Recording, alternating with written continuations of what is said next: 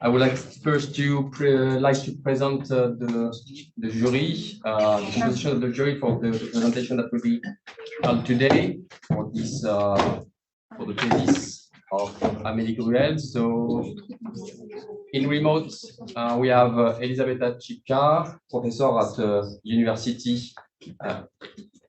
Chicca, sorry. That is full professor at in Netherlands at CogniGron. It's written like that in the report. We have also Timothée Masquelier, CNRS researcher director at CerCo, France. Chiara Bartolozzi, senior researcher at IIT in Italy. And Yulia, senior researcher in Switzerland. And here locally, Michel Paindavoine, Emeritus professor at LEAT in France. There are also, so you are not written, Laurent, on the composition of the jury. But for your supervisors were Jean Martinet, full professor at Université Côte d'Azur here in Laboratoire. Yes. Laboratoire I3S, and Laurent Périnet, CNRS Researcher Director at Université Aix-Marseille, Institut des Neurosciences de la Timone. Riyad Benosman, Research Director at Meta, will be with us during the presentation. So we will come in a few minutes. And I am Benoit Miramond, full professor at LEAT Laboratoire here in Université Côte d'Azur, and I am glad to be the president of your jury today. So you have 45 minutes for your presentation, and then we will go to the session of questions. Perfect. So we can start now. Okay. Just share the screen. Can everyone with the remote see my screen? It's okay? Perfect.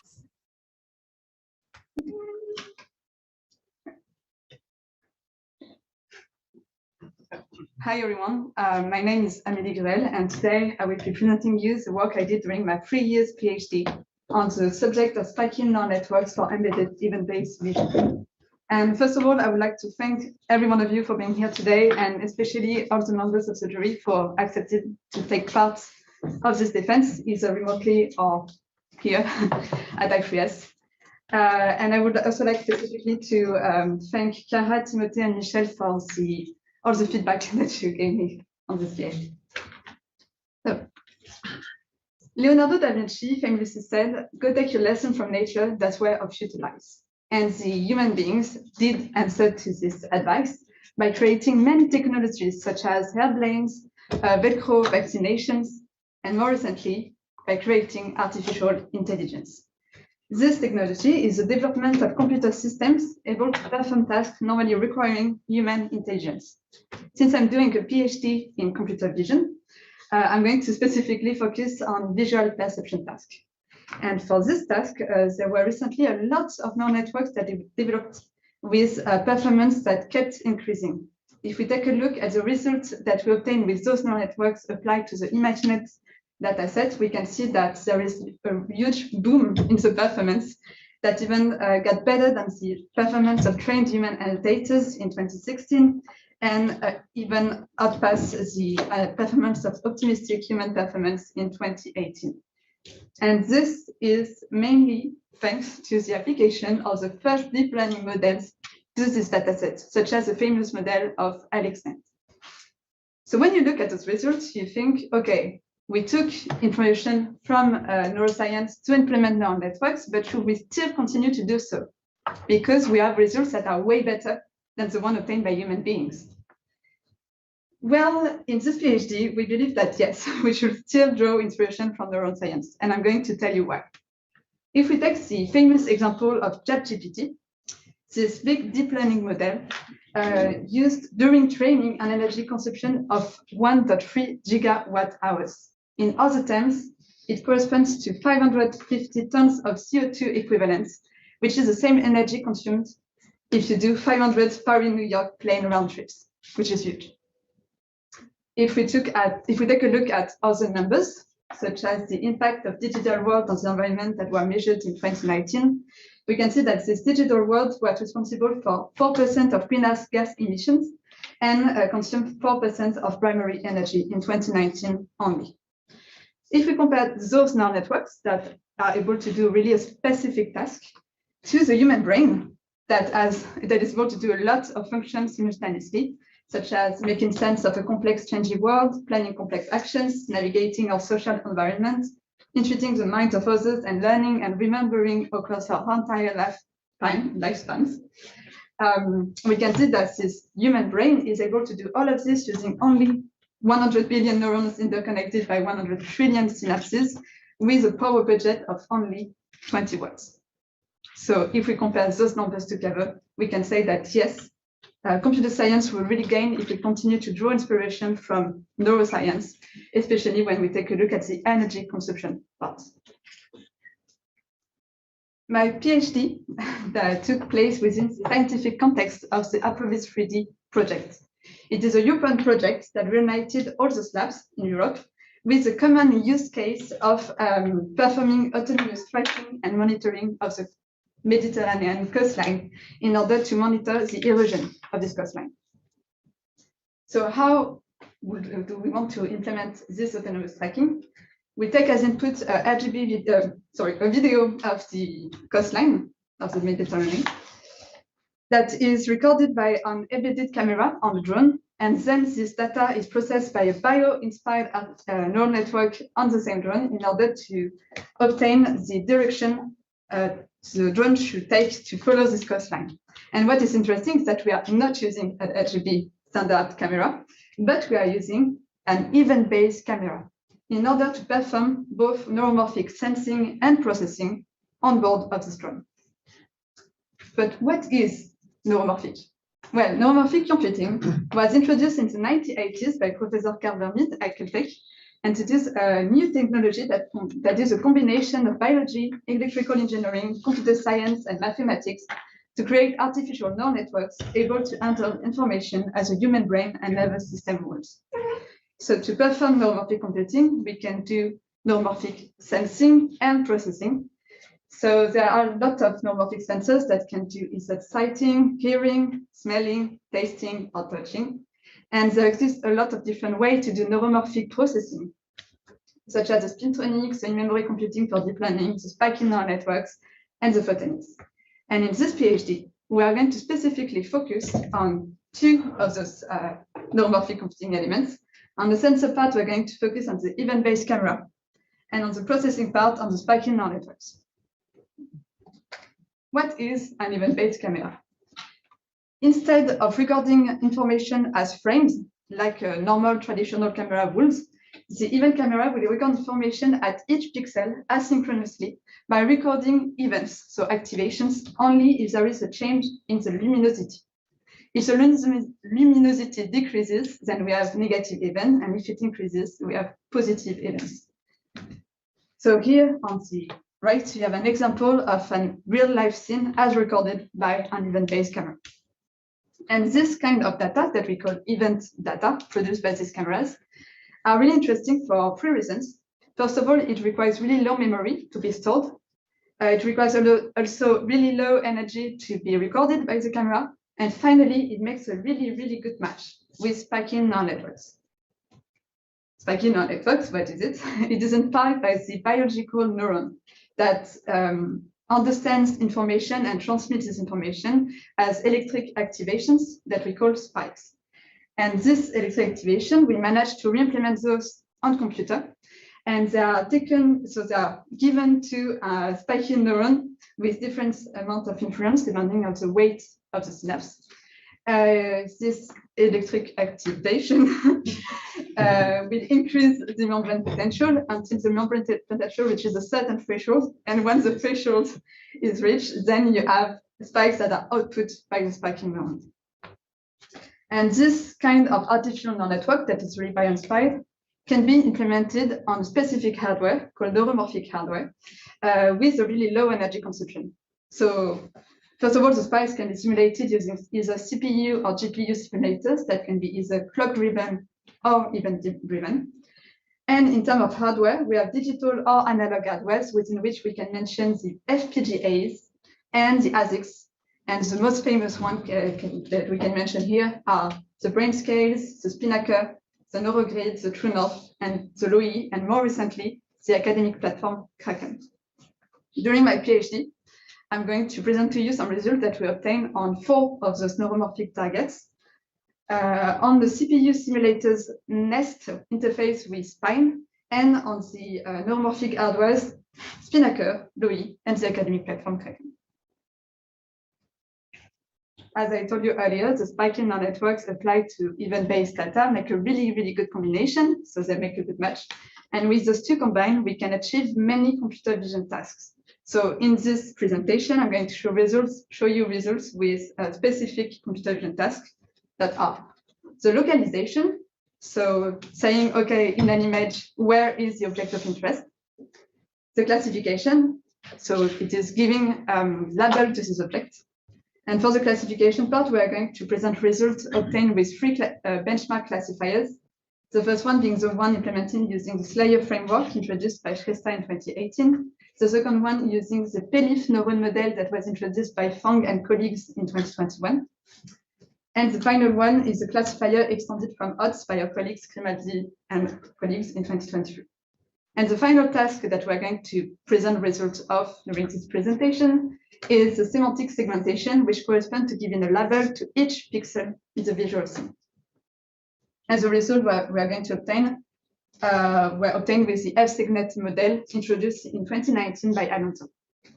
And we're going to apply all those different computer vision tasks to different event-based datasets, such as the private IMRA pedestrian dataset that were provided to us by our collaborators at IMRA to achieve localization. For the classification, we are going to use the DVS 128 GSV dataset introduced in 2017 by Amir, and the neuromorphic NNIST dataset introduced by R-Chart in 2015. And finally, for the semantic segmentation, we are going to use the Davis driving dataset 2017 introduced by Vinas in 2017. During this PhD, we had a main core research problem, which was how can we optimize the trade-off between quantity and quality of the visual information as a preprocess for any embedded data processing? In other words, we want to be able to process the event data while keeping the similar amount of relevant information in the data while reducing the number of events in order to achieve a reduced energy consumption. But I told you earlier that the event data is quite light and does not require a lot of energy. So why should we actually reduce the size of event data? Well, if you take a look at most recent data sets that were recorded, for example, the Prophecy 1 megapixel automotive detection, you can see that the bigger the sensor, the more events you record. So for example, here, you don't have a lot of information on the details because there are too many events, it began to be a bit saturated. And this is especially the case for very dynamic and textured scenes that record up to several million events per second. And it is really highly doubtful that there exist embedded systems currently that are able to understand, to process that many events at the same time. The embedded system, if they process that many events, they will not keep everything, they will drop some of them. So what we want to do, we want to be able to decide which events we want to keep and which event we want to lose in order to only keep relevant information for the computer vision task that we're going to achieve. So to answer to this main core research problem, we implemented 3 main contributions that I'm going to present to you now. The first one is event data downscaling. The second one is visual attention. And the third one is neuromorphic foveation. So we're going to begin with the first contribution, event data downscaling. Before the beginning of my PhD, to the best of our knowledge, there existed only one method to reduce spatially the event data. It was implemented by the Tonic framework in 2021. And what it did is that it took region in the input sensor, reduced it to 1 pixel. And if there was an activation in the region, then you will have an activation always. So this will lead to data that the smaller it gets in dimension, the more saturated it gets. So let's just look at an example to see what I mean. If we take an original sample of 138 by 128 and we reduce it by 5 using this method, you can already see that you have a higher activation rate and you kind of lose the details. And when you don't scale it by 10, you don't understand anything anymore that is going on. And if we compare that with RGB video of the same dimensions, we can see that reduced by 5, you can have still interesting information, and reduced by 10, you can still kind of understand better than for the event data. For the RGB video, there exists a lot of different downscaling methods, and so we believe that it was really interesting to implement and to study the subject for event video. In order to implement those different event data downscaling, we adopted 2 different strategies during this PhD. The first one was to do some spatial downscaling. So we kept the same temporal resolution and we reduced the spatial resolutions. We reduced the length and the width. And to do this spatial downscaling, we implemented 6 different methods during this PhD. The first 4 are the spatial funneling, which is a re-implementation and adaptation of the tonic method that I told you about earlier. There is also the event count and the linear and cubic log luminance reconstruction. And those 4 first methods were introduced in our paper at LEAT 2022 with the help of our collaborators at IMS. We also implemented 2 additional methods using this time neuromorphic processing, so spiking neural network pooling that considered the events, the polarity of the events either as separate or with a mutual influence. And those 2 methods were introduced in our paper at WACV 2023 with the help of our collaborators at IMS also. We wanted to compare the quality of those different methods of reductions because in our goal, we want to reduce the number of events but keep a similar or as close as possible accuracy in the information. So what we did is that we classified the reduced dataset using the cell layer classifier for both the neuromorphic MNIST and the diverse 128 gesture dataset, and we tried to assess which method was the most interesting one. So for the spatial funneling, as you can see, we have an accuracy that seems to be well maintained, but the issue is you don't lose many events, you really use just a few. And this is not our goal at all. We want to reduce this number of events as much as possible. So here with those results, we believe that is the separate or mutual SNN pooling seems to be the most interesting one because you lose a lot of events, but you keep a high accuracy. We then adopted a second strategy in order to reduce those event data, which is temporal downscaling. So we keep the same spatial dimension and you reduce the temporal dimension. And to do so, we implemented 4 different methods this time. We implemented the temporal synchronous and asynchronous funneling, as well as the deterministic and stochastic structural downscaling methods. And those 4 methods we introduced in our paper at the event-based vision workshop at CDPR 2023. And this time we also compared those different methods together, and we took a look at the evolution of the accuracy performance using the belief-based classifier. And we can see here that those methods seem to keep a really, really high accuracy in terms of classification, even with a really high reduction. So, but this can be explained by the fact that the belief-based classifier accumulates events into frames. So if you have grayscale frames with more or less events, you still have some information. So we want to extend this comparison between those different methods and with the spatial ones with an additional evaluator. And this additional evaluator was the first ever human assessment study performed on event data.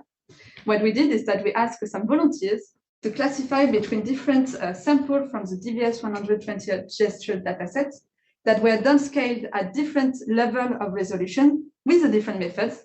And we asked them to recognize which motion it was in order to receive what does human being understand from this reduced data. And these results were introduced in also in our paper at event-based vision workshop of CDPR 2023. So here we have those results, and we have 3 interesting things to see on those results. So first of all, those results also helped us to determine the dividing factor for each method above which the human does not understand what is going on anymore. Also, the second thing that can be really interesting is that if you compare here between the spatial dividing factor, you can see that the spatial funneling, the event counts, the linear and cubic, spatial funneling, event count, and both SNN pooling methods all have the same accuracy from a human point of view. And we also know from results that were obtained before that the amount of events are really more interestingly downscaled with the SNN methods. So this seems to confirm that the result that we obtained earlier. And finally, these results provide us with really interesting insights on the way human beings understand event data, because we can see, especially for the temporal reduction methods, that the human beings do not understand the same things than the machine at all. So the machine had higher results for a longer time than the human beings. So let's sum up this first contribution on event data downscaling. During this PhD, we implemented 10 different methods that were either spatial or temporal to implement event data downscaling. And this led to a high variation in the optimization of our trade-off between quantity and quality of the event data. And those results showed us that this strongly depends on the chosen method, the dividing factor, and the application task. Also, our original human performance assessment experiments led us to interesting insights into the human perception of gesture classification using event data. Let's now go to our second contribution on visual attention. So we saw before that we managed to have interesting results in the optimization of our trade-off, but we did not reduce the data while looking at things that were interesting in this data. So this is what we're going to do now. We're going to apply visual attention to keep all the interesting things and not globally. So what we did, we implemented first a model of saliency detector using spiking neural network. So this is a really simple model with only 2 spiking neural network layers. We have the input layer that is connected to the saliency detector layers with a downscale excitation, which is kind of a convolution with no overlay. Then the saliency detector is submitted to a soft exponential winner-takes-all, which is a way to do some clustering in a bio-inspired way. And this way we have the activation in saliency detector that are really clustered together, and we can have really specific localization in the sensor of different objects of interest. And finally, we added a weight adaptation rule that says that if there is activation in the input layer, then the corresponding region saliency detector will see the activation be stronger with an increasing of the weight. Because if there was something interesting recently in this region, then it is most likely that it is going to keep on being interesting, and vice versa. If there was no activation, then we're going to decrease the weight. From this saliency detector, we implemented a spatio-temporal filtering model that detects objects of interest in the event data one at a time. So what we did here is that we added one output layer to this first model that is connected to the input layers with a one-to-one connection, also submitted to an exponential winner-takes-all mechanism. And we added a threshold adaptation rule. So this threshold adaptation rule, what it does is that it decreases the threshold in the region that were considered as interesting by the saliency detector. So regions where there were some activations in the saliency detector in order to facilitate the activation of these regions. And if there was no activation in the saliency detector, then we increase the threshold to hinder the activation and to only let through events that correspond to things that are interesting according to our saliency detector.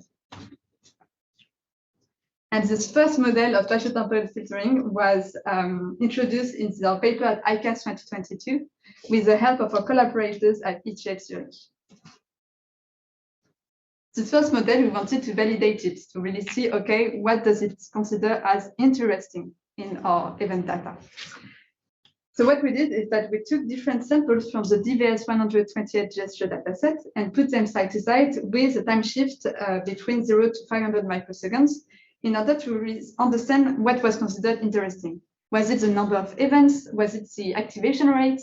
Was it the maybe the time the object of interest appeared first in the sensor? And what we saw with this result that, first of all, we do manage to obtain only one object of interest in the output layer at a time. And we also see that the output object of interest has an activation surface that is 0.1% of the original surface. And this is confirmed by the fact that the size of the object of interest is equivalent to the 20% of the original size in terms of width and height. So we see here that in our trade-offs, the quantity part is achieved. So we managed to reduce the activation of our sensor. But do we manage to keep a good quality in this object of interest that is output by our model? Well, the third panel here seems to show that yes, because the classification accuracy obtained on this object of interest corresponds to 73% of the original classification accuracy. So this is interesting for us. We also validated this task on the localization task. So this model was applied to the IMRA pedestrian dataset. When we compare this model to the state of the art, we can see that this model has a precision and a recall in terms of localization that is similar to the state of the art. But when we add noise in the input data, this model achieves a precision and recall that is better over the long time, over the increase of noise in the data, better than the state of the art. And those results were introduced in a paper that we co-authored with IMRA, and that was published recently in July 2023 at MBA. We also wanted to validate this model on neuromorphic hardware. So what we did is that we implemented this model first on LOE without the weight and threshold adaptation rules, because LOE do not allow for the implementation, for the modification of upper parameters during the runtime. And we also assessed the implementation on Kraken. And here with those results, we can see different really interesting things. So first of all, the implementation on neuromorphic hardware seems to be really interesting in terms of simulation time. So for the decision latency, it's a bit smaller than with the CPU implementation, but still interesting enough. And when we look at the classification accuracy, it seems to really show that Kraken is a really interesting alternative to implementing SNN than the CPU simulators, for example. And those different results were introduced in our paper at ICAPS 2023, also with the help of our collaborators at ETH Zurich. Finally, we also wanted to validate this model on the neuromorphic hardware Spinnaker. So we assessed the energy consumption on Spinnaker. So if we just take a look at the number of neurons and number of synapses, it seems that our model has a fewer amount of neurons, but a bigger amount of synapses.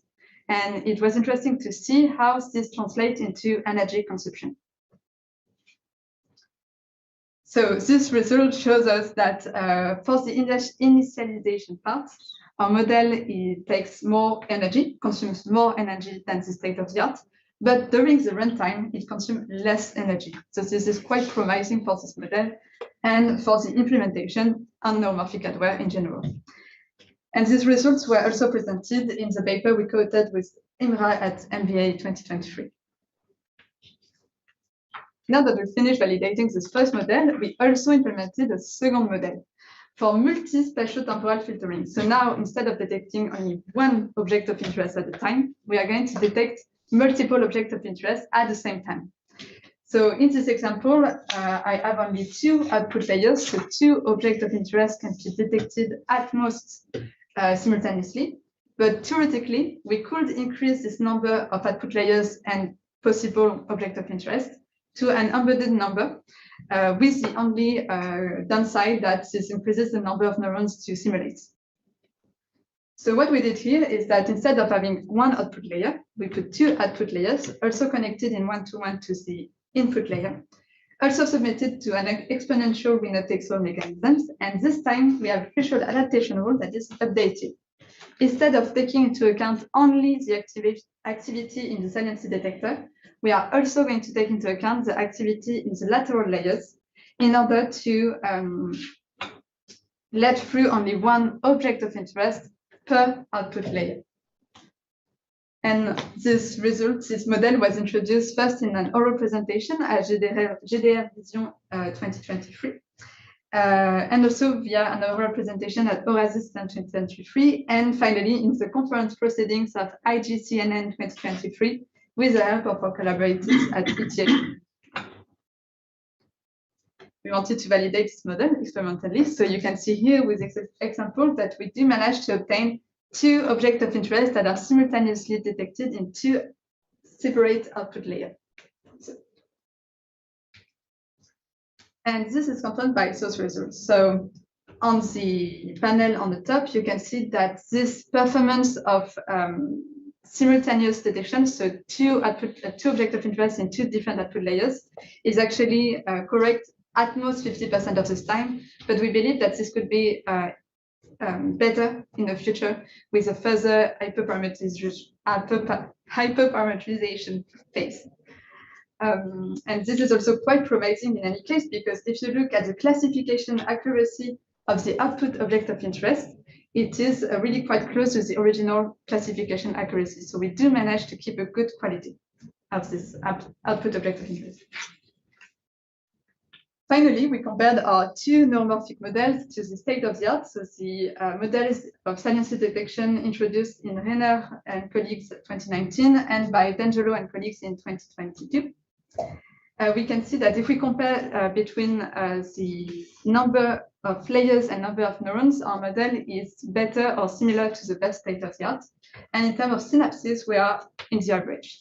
But what is specifically interesting is that these two models are able to do some additional functions that the state of the art cannot do. All of that with a detection latency that is better than state of the art. To sum up the second contribution on visual attention, we are able to implement two model of neuromorphic model. Implement a neuromorphic model for visual attention, selecting either one or multiple objects of interest at the same time. We implemented those on CPU, Lowy, Spinnaker, and Kraken. And those models led to the reduction of event spatial repartition to 20% of the original repartition, and while maintaining a classification performance of 70% of the original classification. All of this with a detection latency of 15 microseconds at most. And finally, the simultaneous salience detection is effective at most 50% of the time, but still shows really promising results for the future in this specific research field. So now that we have spoken about event data on scanning and visual attention, we want to introduce the concept of neuromorphic foveation. Foveation is a biological concept where the human eyes detect more details where the gaze is directed than in the periphery of the vision. And this concept of neuromorphic foveation was actually introduced by our collaborators in IMSC, so Teresa Celano Cotalidana, in 2022. Through the concept of a foveated event camera hardware. However, with COVID issues, this hardware did not exist during my PhD, but we were still convinced that this concept was really interesting because we believe that thanks to neuromorphic foveation, we will be able to reduce the amount of raw data to handle while preserving all the most of the relevant information with a significant energy efficiency. So really doing the answering our core research problem. And so what we did, we implemented this neuromorphic foveation not on hardware, but on software. And this concept of software neuromorphic foveation was introduced in a poster at Oasis 2021 and GDR Vision 2021 with the help of our collaborators at IMSC. To actually implement this software neuromorphic foveation, what we did is that we implemented in a binary way. We took event data at high resolution and reduced it to low resolution. On this low resolution, we detected the saliency, so the region of interest, what was interesting in this low resolution. And with the localization of region of interest, high resolution and low resolution event data, we performed some multi-resolution merging in order to obtain a foveated dataset. And this binary neuromorphic foveation concept was introduced in a poster at the Neurovision CVPR workshop in 2022 with the help of our collaborators at IMSC, and this poster actually received the Best Poster Award. Finally, we wanted to validate this binary neuromorphic foveation on software, and we did so on two computer vision tasks. First, on the classification using the odds algorithm introduced by our colleagues at INT, and then the semantic segmentation using the FSegNet model.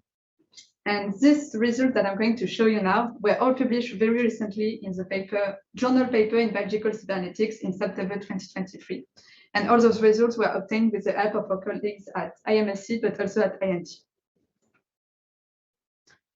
So first, we validate this on classification. So here you have an example of a sample from DBS 128 gesture that we reduced and to which we applied also visual attention and neuromorphic foveation. You can already see that the number of events is reduced compared to the original one. And when you compare this with the classification accuracy of odds, you can see that the foveated data here in red seems to have a classification accuracy that is really close to the original one, at least way more interesting than the one obtained with low resolution or visual attention, while keeping only half of the original events. So this is quite promising, and those results were confirmed when we applied semantic segmentation. So here we do the same thing as before with the classification. We applied event reduction, visual attention, and neuromorphic foveation on samples from the Davis driving dataset 2017. And we can also see here that the number of events is more interesting than the one in the original data. And when we just take a look at the semantic segmentation results, so the accuracy and the MIOU of these different samples, you can already see that the foveated data have an accuracy and an MIOU that is really close to the original and significantly better than the one obtained with the two other methods. And this is confirmed with when you take a look at the whole data sets. You can see here that we managed to keep only 1/3 of the original events, but still keep a performance that is not significantly degraded, really close to the one of the original events, original dataset. And something really interesting with this neuromorphic foveation on semantic segmentation, we can see that here, when we take our dataset, we reduce it, apply to visual attention or neuromorphic foveation, and then from that, we stochastically select a smaller percentage of events, and we apply to that semantic segmentation. We can see that the foveation seems to keep an accuracy that decreases not as much as the original one, and that stays better than the one obtained with visual attention or reduction. And this accuracy seems to come even really close to the original one. And this specific observation can be explained by the fact that in the foveated data, you have a higher percentage of interesting events and a lower percentage of non-interesting events than in the original dataset. So to sum up this third and final contribution on neuromorphic foveation, we managed to implement a software version of this concept, and that showed us that it could bring significant benefits for optimizing the trade-off between event data quantity and quality. And specifically for semantic segmentation, you can see that we maintain a similar performance while decreasing the number of events by 2/3. So now I'm finished showing you our main three contributions for our main research problem. But during my PhD, I also took a look at other research problems, and we can specifically look at specific results that can be bring together with this second research problem. That is, how can we exploit the relevance of the spiking neural network to process the specific chronology of event data?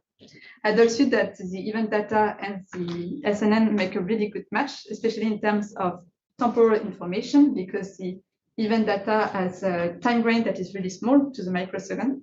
And we believe that those two combined can be really interesting for specific application tasks where we need to focus on temporal information at a really low grain. So let's take a look at our three application tasks that we took a look at during my PhD. So the first one is coastline detection. This first task was, we choose this first task, first of all, because it is a use case of the Approvis 3D project, so within which I'm doing my PhD. And we believe that it would be interesting to process this with SNN event data combined. To process this first application task, we adopted 3 different strategies, including delay learning. So in artificial neural networks, traditionally, when we do some learning, we update the weights according to the activity in the network. But with delay learning, what we do is that we update the delay, so the time it takes for one spike to go from one spiking neuron to the other. And to actually work on this delay learning, we first did the bibliographic synthesis of both biological and neuromorphic delay learning. And also we re-implemented the model introduced in Adaptation 2018 and worked on it in order to, in the future, apply it to real-life data. And this contribution led to the two publications, one in the journal Brain Science 2022 and one in JOBIM 2022. And it was done through the supervision of 9 internships. Another strategy that we adopted for the coastline detection was the sea ground segmentation, and this is currently something we're working with in an Acrovis 3D work group, reuniting NTUA, INT, and us at UCL. Our second application task is 3D reconstruction. So this is a secondary use case of the Acrovis 3D project. So this is why we also took some interest in that. And what we managed to achieve for this 3D reconstruction task, it was the adaptation of a cooperative stereo matching model introduced in 2017 by Likov, and that originally ran on 6 spin-5 boards, and we managed to adapt it to run on only 1 spin-3 board by updating the architecture of the network and also working on the reduction of the input data. And this was done through the supervision of 2 internships. And finally, our final task is the leap reading. So we believe that this is a really interesting use case for the specific chronology of event data, because to read on leaps, you need to have a precise information according to time. And in this PhD, we implemented the first end-to-end neuromorphic leap reading model.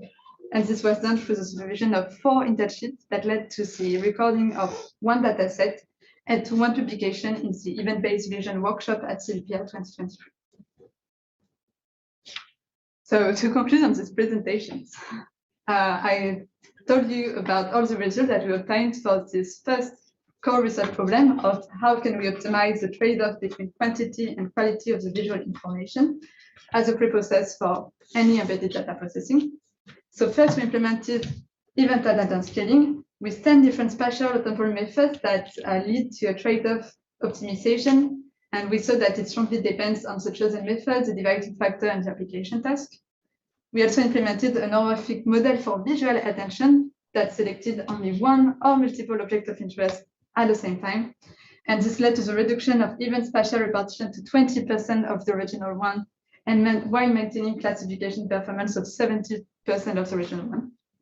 And finally, we also implemented on software the neuromorphic foveation concept, and that led to significant benefits for trade-off optimizations. And we managed to keep a similar performance of semantic segmentation while keeping only 1/3 of the original events.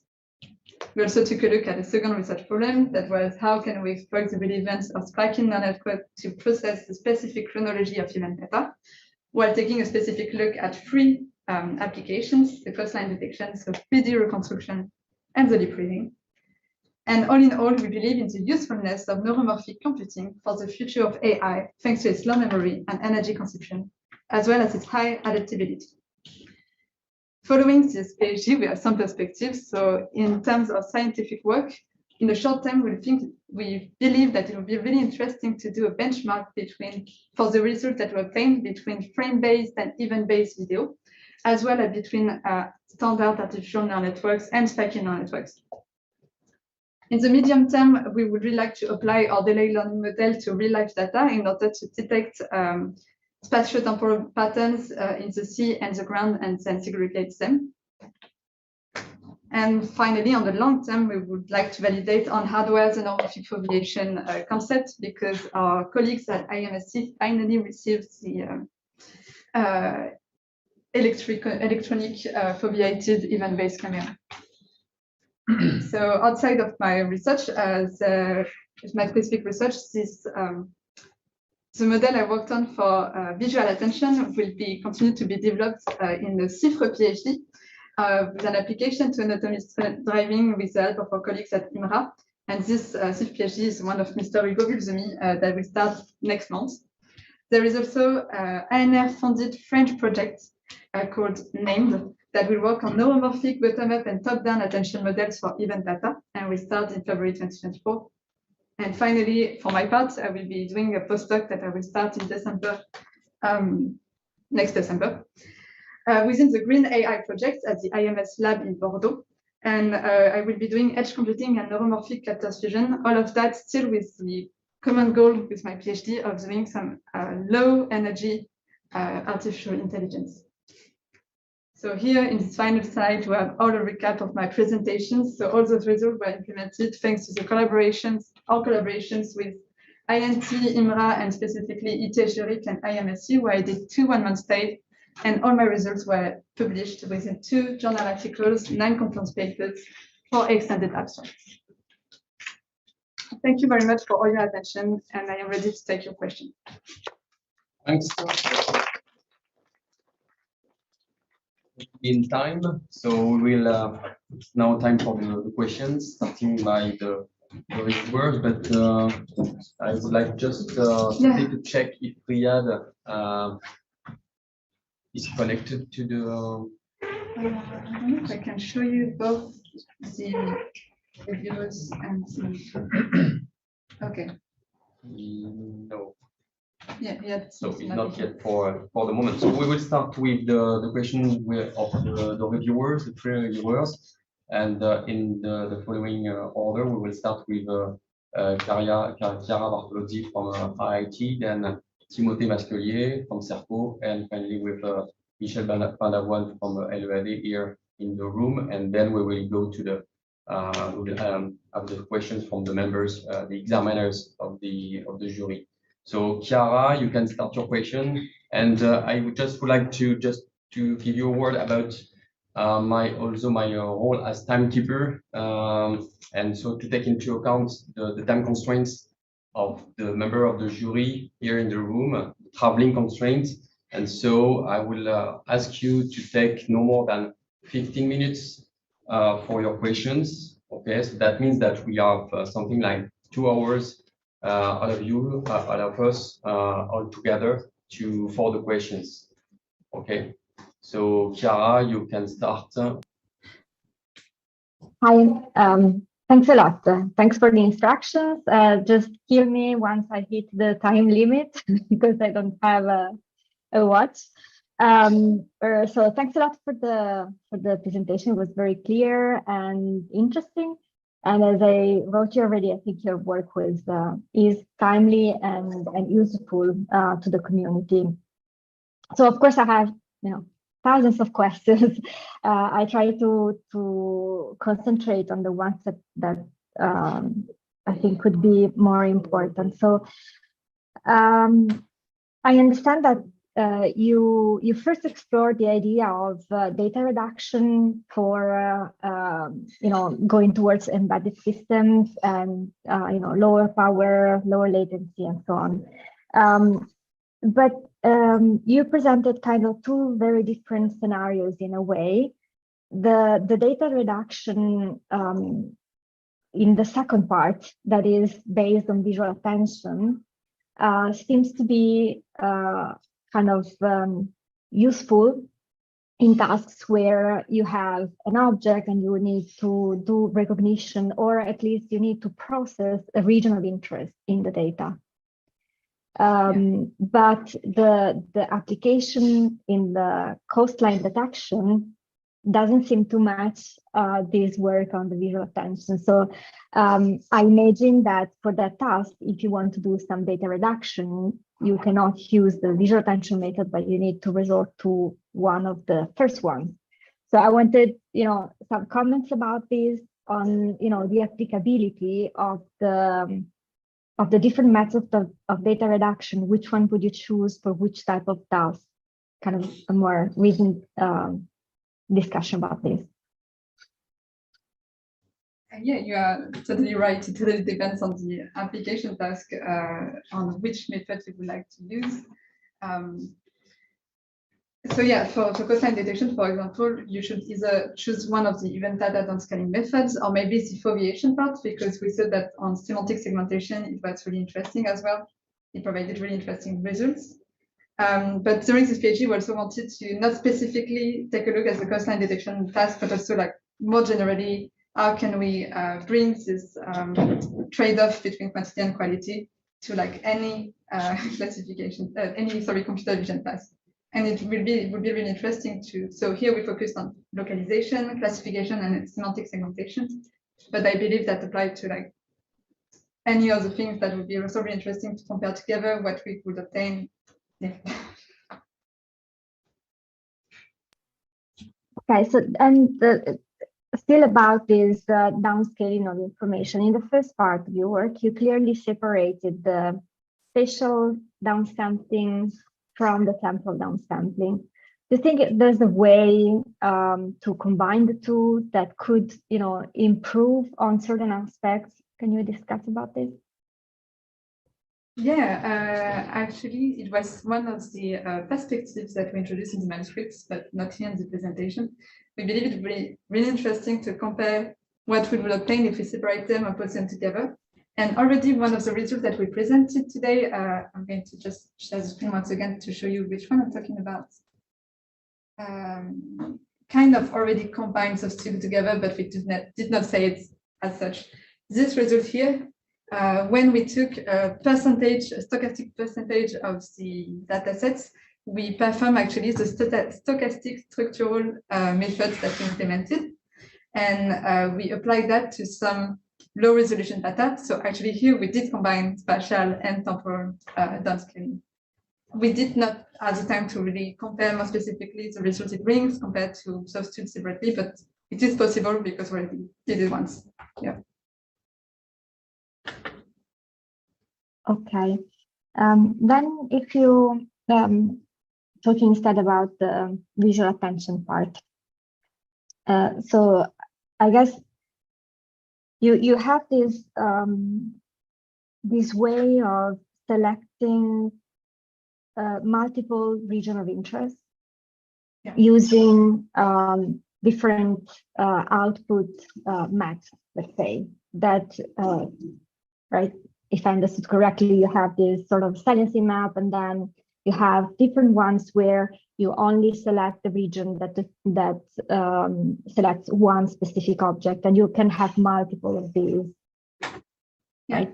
So in this way, you have simultaneous selection of multiple regions at the same time, using, so I guess then you would feed each of these maps to a different, I don't know, recognition network or whatever to do the processing. So there are, in this case, the crucial thing is being simultaneous, right? And you use resources, and you basically duplicate the computational resources that you need to represent each single object. Yeah. Right? Was there a need to have this simultaneous, or could you think about other methods like a temporal selection in a sequence that selects different objects one after the other? Why this choice? So this is a really interesting question. Thank you. So we began working on simultaneous selection of multiple objects of interest through discussing with our collaborators at ETH, so Michel and Magno, because we believe that for embedded system, it would be really interesting to not focus on only one object of interest, but multiple at the same time, because in real life environment, you have a lot of details coming in at once, and it should be really interesting to focus on all of them at once. But this model, this architecture that currently exists, has the downside here of increasing the number of neurons, so the energy consumption. And so we, during this PhD, and we did not have the time to really develop that as much as we wanted to, but we were beginning to work on a way to have like an adaptive network that would simultaneously select and then autonomously reduce the number of neurons when there was no activated object of interest, nothing interesting going on, in order to really reduce as much as possible the energy consumption. And we also took an interest, let's say, to like the second work, so like try to mimic what the human eyes does, because the human eyes can only detect one region of interest at a time. That's actually the foveation. We have only one fovea. So we can only detect one region of interest at a time, one object of interest. but we're able to do that really quickly. And then cyclically, we have the eye that moves and goes to another one, and so on and so on.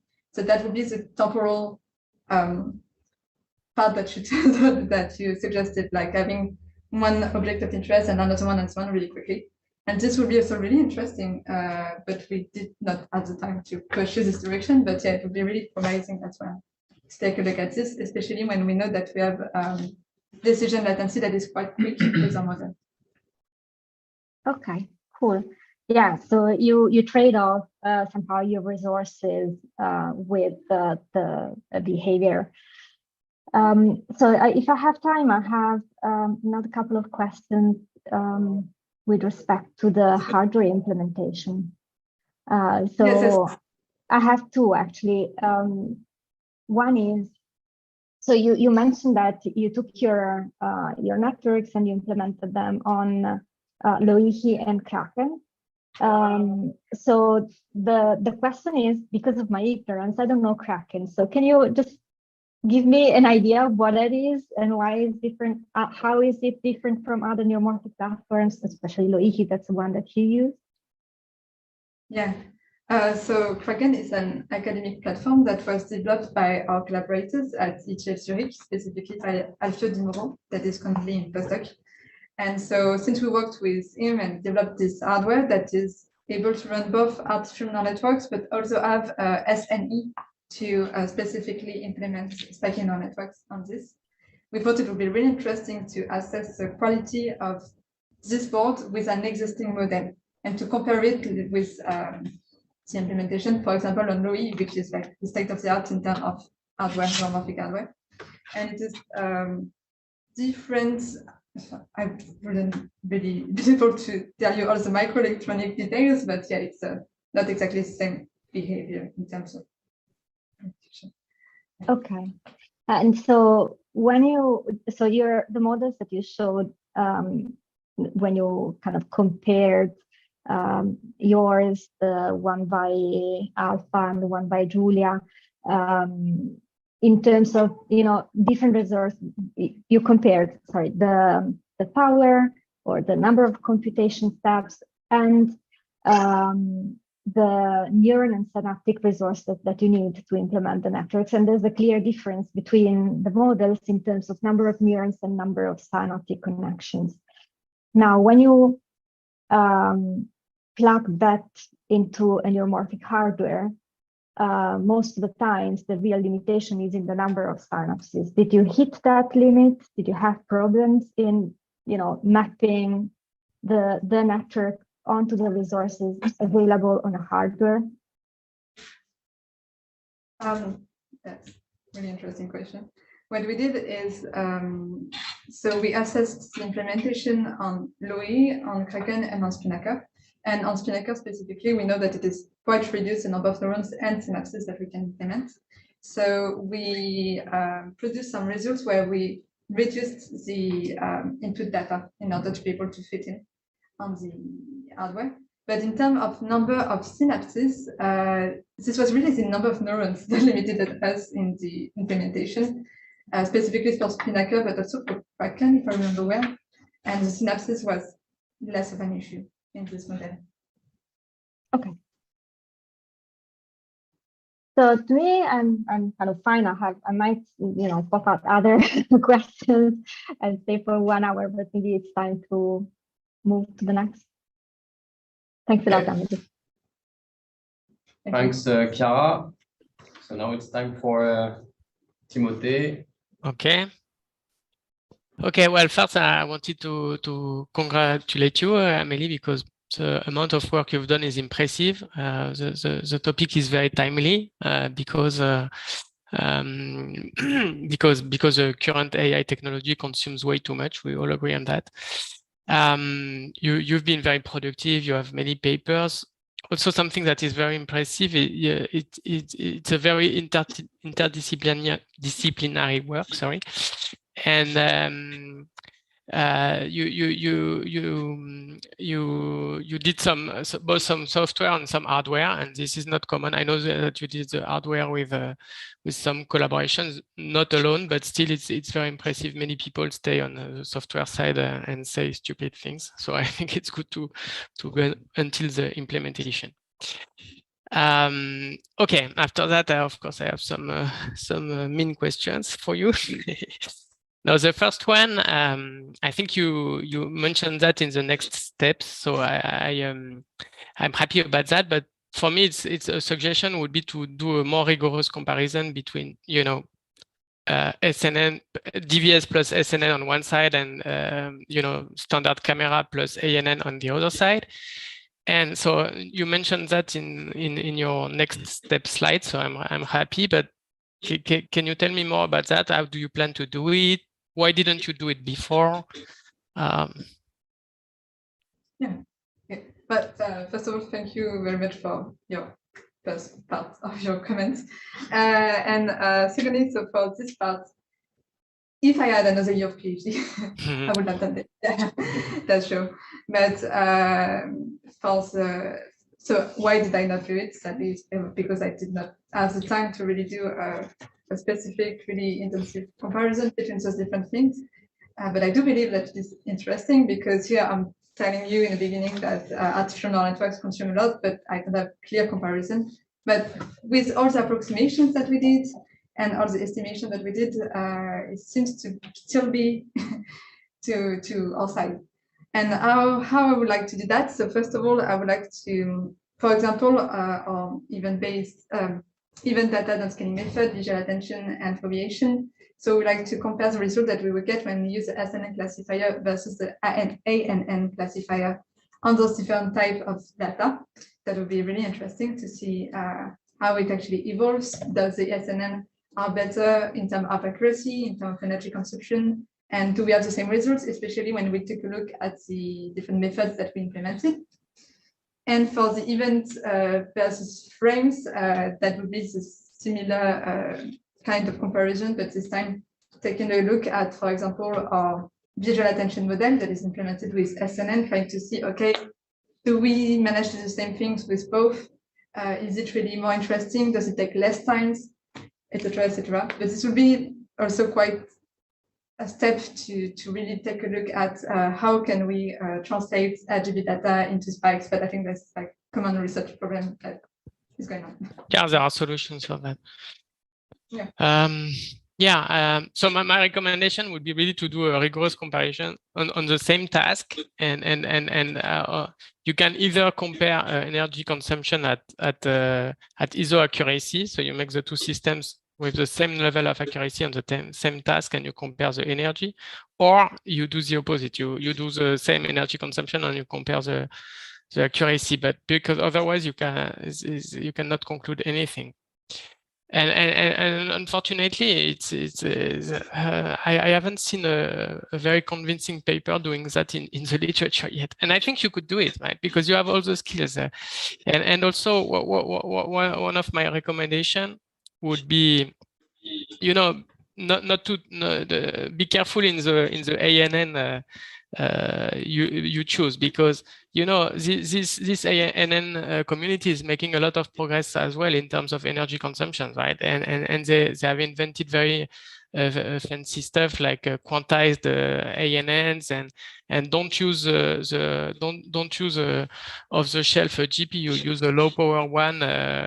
NVIDIA Jetson or similar. I mean, because and if you do that, it's not clear who is going to win, and I think it will depend on the task, and I don't think gesture recognition is a good task for that, because in fact you don't really need a fine temporal resolution to do gesture recognition, so you lose one of the advantage of the DVS and SNN. Yeah. Okay.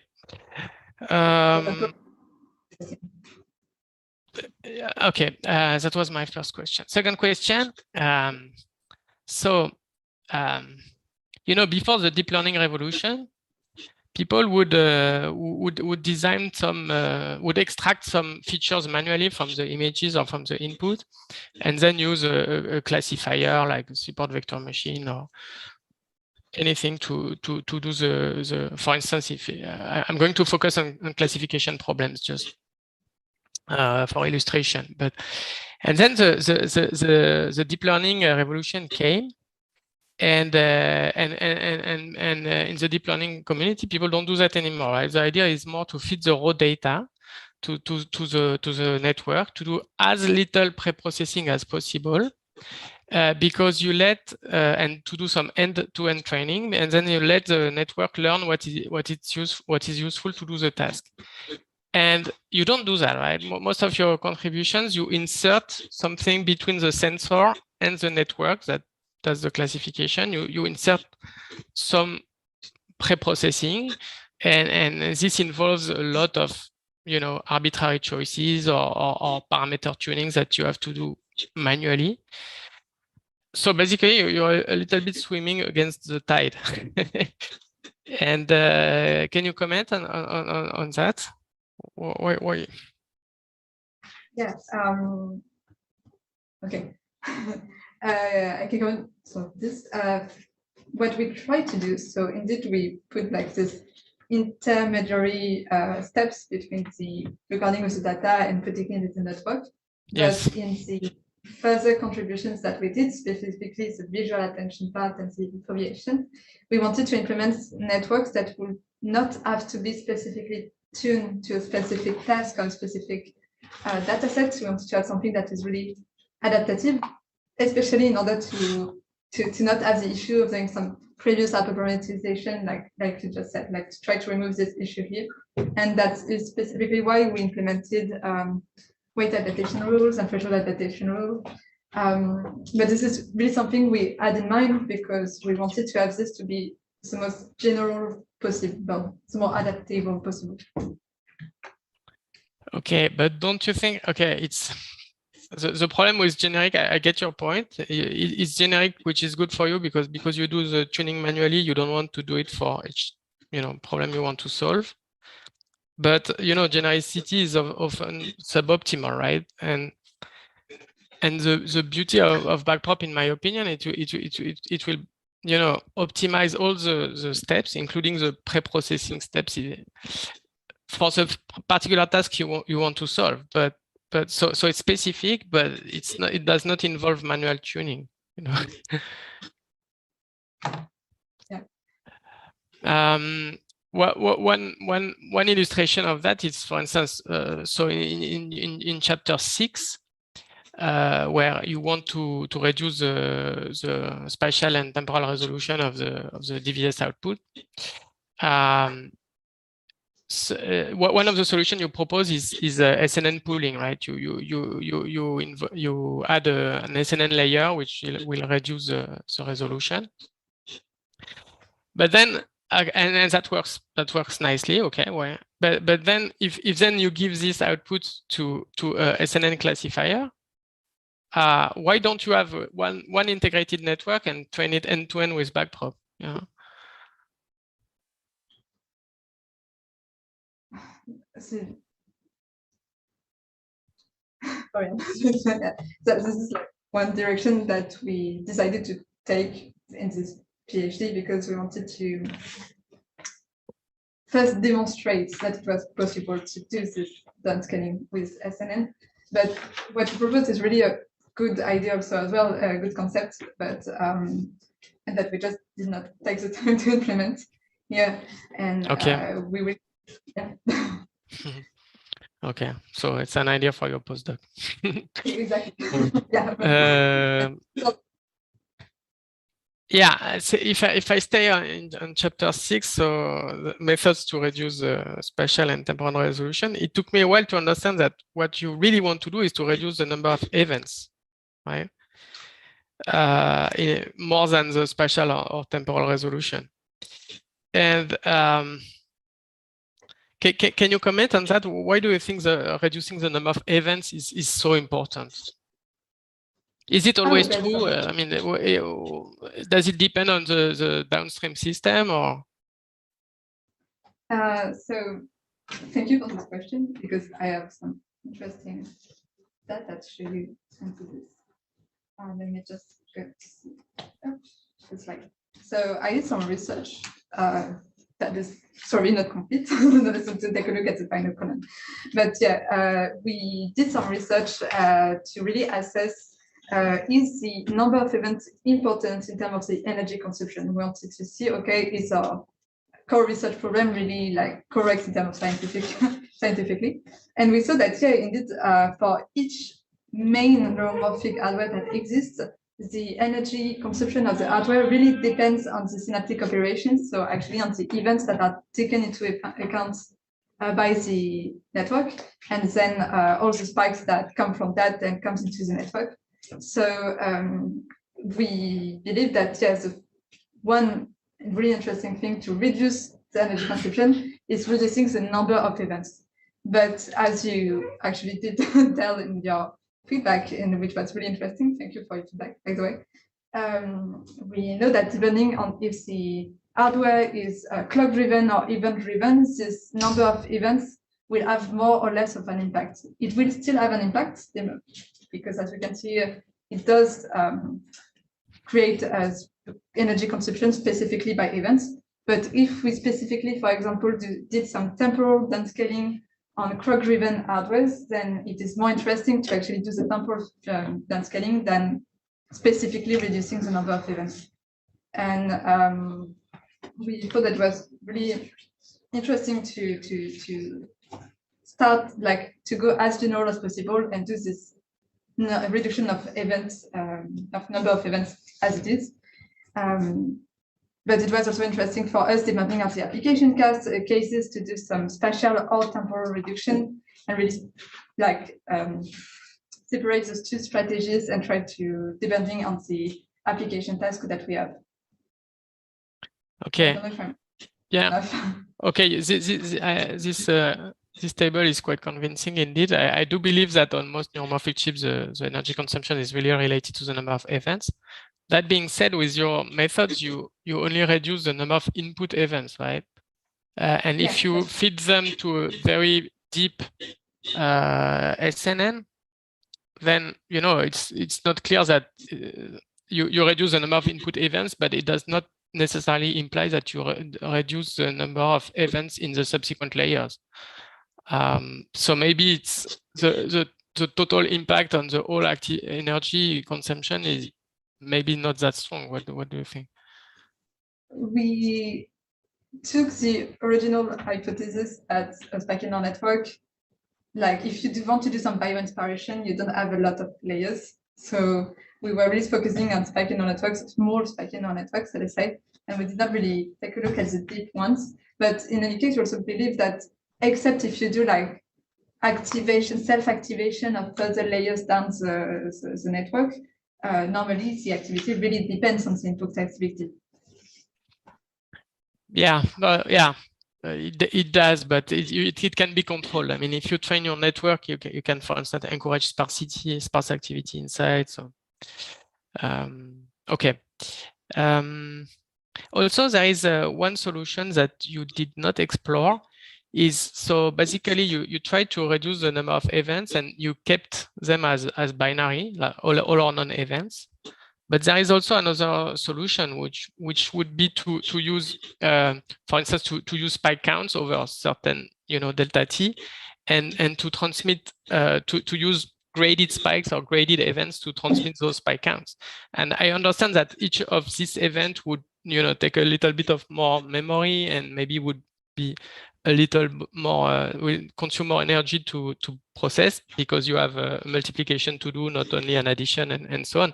But still, it's a trade-off, right? Because you could have fewer events, each event weigh cost a bit more, and this trade-off should be explored. No?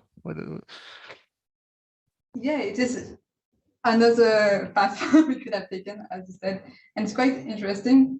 But yeah, during this PhD, we really wanted to focus on events per se, like keeping the same format, structure of events, and not do some, not modify them into spike counts or anything else. But this would have been really interesting as well. I think there are some studies that exist on event data compression and modification in the other formats. Yeah. Okay. I'm looking at the your time is over. Yeah, your time is over, Timothée. My time is over? Okay. So no more questions. Sorry. Sorry for that. And so now leave the floor to Michel for as the third reviewer. Thank you, Mr. President. Okay, so first of all, I would like to congratulate you about your presentation. It was a very nice and didactic presentation. So it's first very positive comment, okay? And that is the continuity of the reading that I had about the manuscript. It was very nice, and a lot of information inside, okay? But it's very compatible with a lot of work that you did during your PhD. Again, second congratulations about that, because I am very impressive about that. Okay, so as you mentioned, so you did you proposed 10 different algorithms. Okay, you tested your algorithms. You proposed some in fact some theory about that, and after you did a lot of experiments. Okay, and I know how it's difficult to do a lot of experiments with a human aspect and also with a computer aspect. So it's a very, as it was mentioned before, a multidisciplinary aspect. So again, third congratulations about that. So I have a lot of congratulations about that, and for me, it's I'm very pleased to discuss with you today for your work. As it was mentioned before during the two previous colleagues, in fact, okay, so a lot of questions have been discussed just before, and sorry if I continue about that, okay? First of all, okay, so you consider DBS camera like prophecy, okay? It's a very nice camera, and it's very interesting camera. It was in dynamic. We don't speak about that, okay? Dynamic, I speak about the number of grade levels that you can obtain with this kind of cameras, in decibels in signal to noise ratio. So it's the first advantage that I can see in this camera. Okay, and about the speed of this camera, and about the number of events that we can produce per second. If I remember, it's something like more than 1 million of events per second. Okay, and the problem that you had to solve during your thesis, during your PhD, it was how to reduce this number of, in fact, of events. So it's crazy, in fact, because you have a very efficient image sensor, okay? And after that, you have too much, in fact, events to process, okay? So maybe, in fact, I'm sure that 1 million per second is very interesting in some specific application, as I mentioned in my report, like in high energy physics, okay? So why not in very fast lasers, like for the Nobel Prizes during these last weeks in Physics Nobel Prize, okay, that they obtain. So maybe it's very interesting about that also, and I'm sure it's very interesting. But in fact, as it was also mentioned, maybe in real life, we don't need to process 1 million events per second. I don't know. We have some specialists here in neuroscience. Maybe it's possible to do that with our human brain or with eye. I don't know exactly. Okay, but my question is, because it was discussed before by Timothée, okay, and how much, in fact, events we need to process, okay. And I don't want to continue to come back again on this question, but my question now is, do you have an idea of what should be the minimum of events that we need to do some specific application like classification or segmentation? But we can stay on a classification task. So that is my first question. Maybe it's a difficult question, but I have no the answer. Okay, so. Thank you very much for all your initial comments. That's one. Okay. And yeah, that's a really interesting question. And I have beginning of an answer because there was recently a paper that was published actually at the event-based vision workshop at CVPR 2023, where they tried to assess on, so it was on a localization task where they tried to localize cars in event data. And they tried to assess how much events make a car and how much events make an object. And this was, I don't have the numbers right now, but there is this study that was beginning to go towards this subject. And it is actually really interesting to take a look at this because there is another study by the group of Scaramuza that recently discussed on the fact that the bigger the event camera, the information is not proportionally as interesting as the size of the event camera, because they showed that for different classification tasks and other tasks as well, for smaller event camera, they were able to do something with similar or even better results than with a bigger event camera. So I think those two studies combined shows that we should actually ask ourselves, should we still continue to make bigger and bigger event camera, or should maybe try to reduce it in order to focus on the maybe temporal precision and try to really assess how you said, like how much events make an object, how much a human being understand from those these few events. This is very interesting. Yeah. Because I'm sure, in fact, that we could have after your PhD, okay, discussion about that and some specialists about that, because maybe there is a ratio between the spatial resolution and time resolution. Because I'm sure that if you have a higher resolution, spatial resolution, maybe there is a ratio between, in fact, the high spatial resolution, like our eye, okay, and the time resolution. So maybe there is a discussion about that. Okay. I have a second question, a technical question that I mentioned in my report. It was about, in fact, for the science detection. Okay. And in fact, it's a good idea. So you explore, for example, the winner-take-all or clustering. Okay. And in fact, in the literature and the technical aspects, there were a lot of different clustering algorithms. So for which reason did you have this choice of algorithms? I think it's a really interesting question as well. Just there is LEAT that is joining us on the Zoom. I just wanted to admit it so not to wait too much. Okay, you should be here. Hi, Riyadh. Okay, it's connected. Go ahead. Hi, perfect. We can see him. Hi.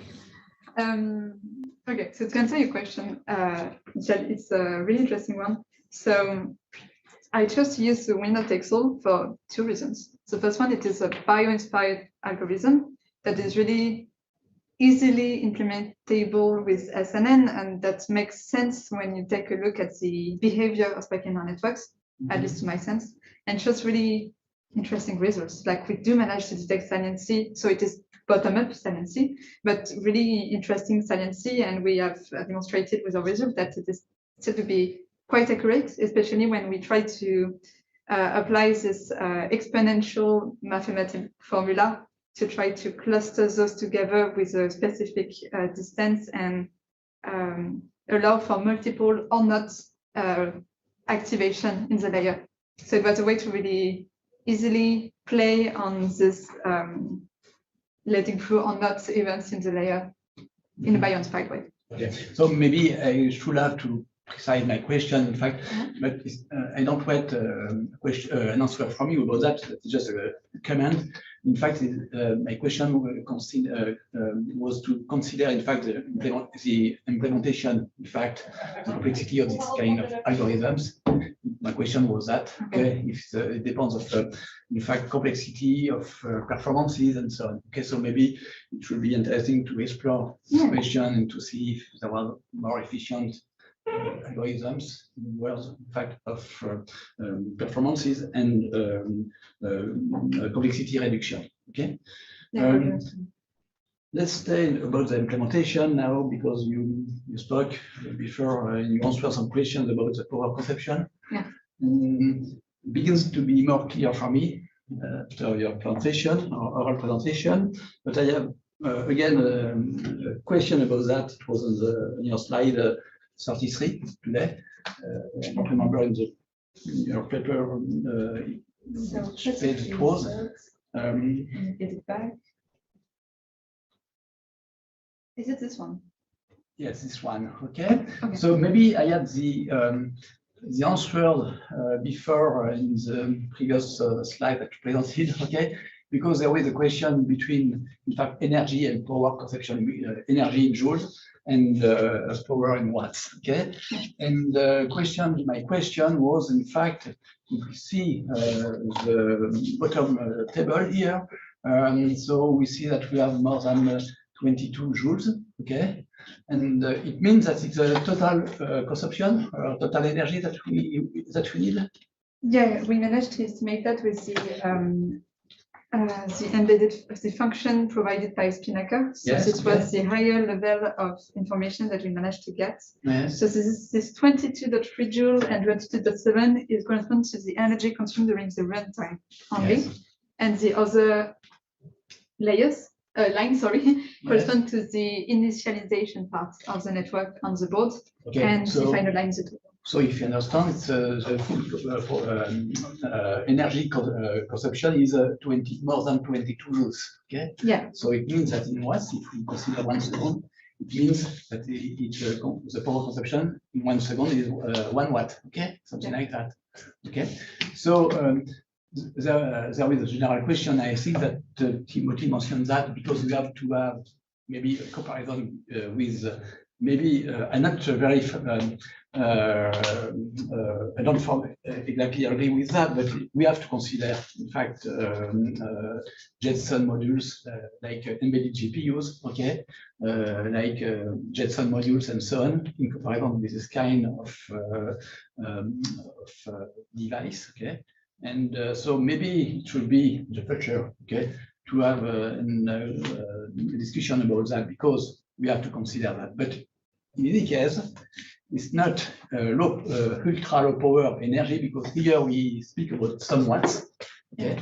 And in fact, in my opinion, we need to consider maybe some milliwatts, something like that, because in fact, at the beginning, we have an image sensor. Power consumption is something like 10 milliwatts or maybe less, okay? And after that, we have a higher power consumption. So that is, it's very crazy, because the eye is very low power consumption and the brain is very power consumption. So there is maybe something which is difficult to discuss about that, okay? That is a general comment. So my answer, okay, I understood that. Now it's something like 20 watts or something like that.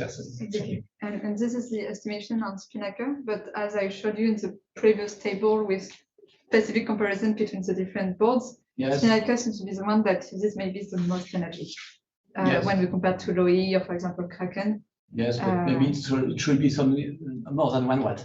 Yeah. Yes. So maybe interesting to also look at orthonomorphic hardware, but we specifically took a look at Spinnaker because within our 3D project, we had to. Yes. It was in the use case to use Spinnaker. Yes, I'm sure now, because there was about my previous question. So there is a combination between the number of events, okay, and the power consumption that is very important to consider this, in fact, event reduction. You are right about that, okay. Last question, if I have time, okay, 2 minutes. Yeah, 2 minutes. Okay. In fact, I fully agree. We also, for the comparison between ANN, okay, and SNN, okay, so it's very important to have some answer about that. And again, it should be very interesting to have some scientific progress about that, to have, in fact, some answers. But I'm sure that if we consider, for example, your application for cost line detection, in fact, or maybe also for deep reading. So, in fact, what should be very difficult for even comparisons is with not with deep learning, but with only computer vision, very simple computer vision algorithms. You can, in fact, reach some good results with very simple algorithms like transforms and something like that. Yeah. So maybe just a suggestion should be to consider more complex application. Okay. Okay, because if you have a comparison with this kind of application, maybe with very simple, in fact, computer vision algorithm, it should be more efficient. Okay. So thank you again, and all my congratulations, and also all for all of your publications. Thank you. Thanks, Michel. So we will now move to the questions of the examiners. So we have three. We will start with Elisabetta, Chicca, then Yulia, Masquelier, then Riyad Benasman, myself, and then I will give the remaining time to your two supervisors for concluding words. For Riyad, who joined us, I just remind the game rules. As president and timekeeper of this jury, so you have all 15 minutes for your questions. So you can start. We'll start with Elisabetta. Thank you. And thanks, Amélie, for the very nice presentation. I really enjoyed your work. As my colleagues already mentioned, there is a lot in there, and it's really timely. So I was really impressed by the breadth of your work and approaches and algorithms. I think most of my questions have been touched already in some or another way. The first one I have is about this reducing of the sensory data. You gave us a motivation in your presentation by showing an event-based sensor that has a high resolution, which is not the one that you used. And so basically what you're suggesting is the sensors are going to higher and higher resolution. So we have a problem because there is a lot of data. So I propose how to reduce this data so that we can do efficient computation. Now my question is, what do you think if I instead propose, okay, let's use low resolution sensors? What do I lose? What do I gain? What is the comparison of the two approaches? Thank you for your comments and for these interesting questions. This is really interesting, actually. So I already mentioned earlier the work by the group of Scaramuza, where they demonstrated that smaller sensors seems to provide more interesting information for specific computer vision tasks, most computer vision tasks, actually. But for my part, I believe that so between small sensor and the event data downscaling, maybe using smaller sensor would be more interesting because you won't have the intermediary step of downscaling the data. But this event data downscaling, I think in any case, are useful tools for existing dataset that we use as benchmarks that can be more run more easily for other tasks and other like it is more easy to actually downscale existing dataset than recording exactly the same with a smaller sensor. This is the first part. But if we take a look at our other contributions, so visual attention and neuromorphic covariation, those two, I think, add an additional information than the smaller sensor would, because for those two, we really have this attention, I was going to say, the specific focus on what is interesting. And even with smaller sensor, you don't have that. But there are some sensors that are currently being created where they try to have actually this visual attention model embedded in the sensor. So I think that would be really interesting to compare our results with the result we could have with those new sensors that are coming in right now. And don't you think that the choice between different approaches in this case is also highly task related? For example, if I think about your coastline that's true. Example, I would say, do I really need a very high resolution? Do I really need to go through the pain of having a lot of data, then reducing it, and then approaching the task that I'm at? Yeah, you're totally right. That's a really good additional comment. It really depends on the data set, but on the computer vision task that you want to achieve. Thank you. Somewhat related, in chapter 6 and in your presentation, you showed us the first attempts to do this downscaling. And later on, you showed a more complex way of doing it. We have discussed this already quite a bit in the various questions. One question that I had is that one of the problem that you mentioned is that the outcome depends on the dividing factor. So you always have some constant factor that is deciding how you downscale things. And in the second example, you went into an adaptive way of approaching the problem, but as it was already mentioned, this adaptive way is really a different thing. It doesn't compare with the initial part. So my question is, have you thought about making the first approach adaptive? Have you thought about mechanisms to dynamically adapt your whatever dividing factor to the current data, to the current stream of input data? Okay. We did not think about that, but this is really interesting type of research, yeah. That would be very interesting, but I think we would have to find a way to do it adaptively during either the recording, if it is on an embedded system, or the processing of the data.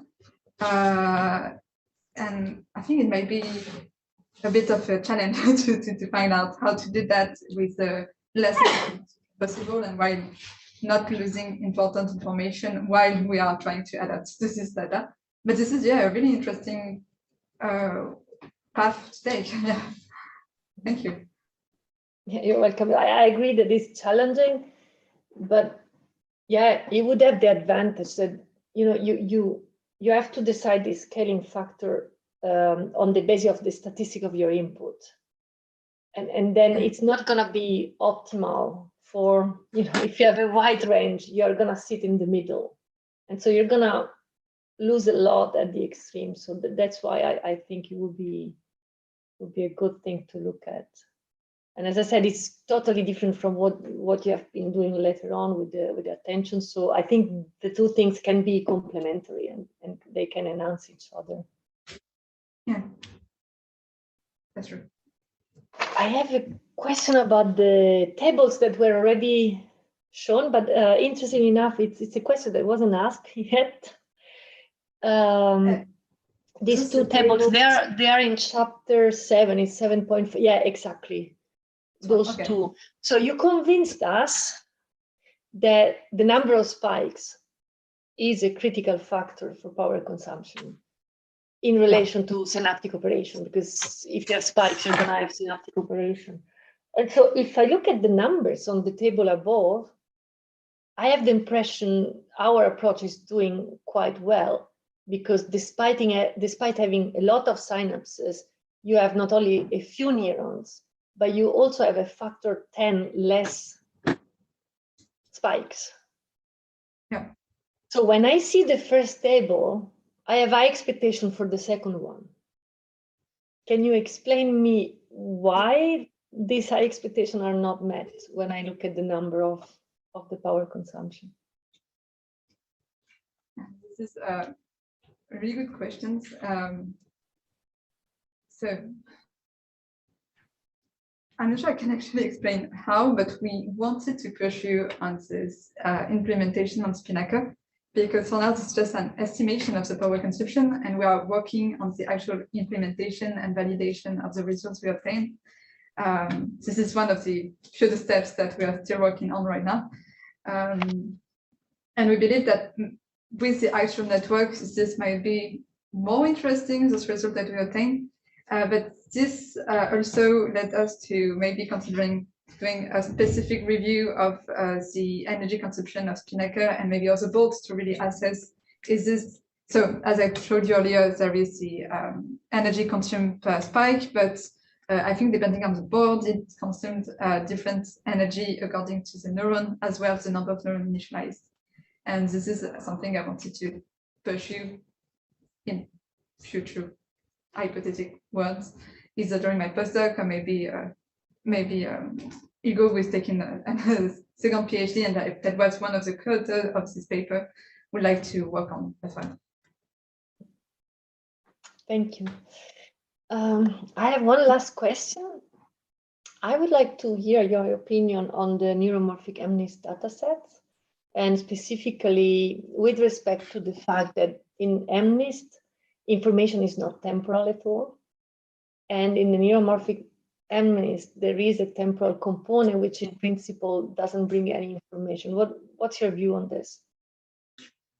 I agree that an MNIST is maybe not the most interesting neuromorphic dataset that exists, but it has a huge advantage of being a neuromorphic adaptation of a dataset that we are often using to benchmark standard machine learning algorithm.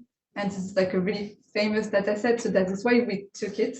But we believe that the results that we obtain with an MNIST are with either diverse gesture or with specifically more, for example, DDD17 or potentially the megapixel dataset, etc. Because, as you said, the information is not temporal, and the temporal aspect was added because in order to actually register the events, you had to move around those numbers. And the event data is not really interesting for that. It is interesting where there is a motion that adds a specific information in addition. And spiking neural networks as well are really interesting to process temporal patterns.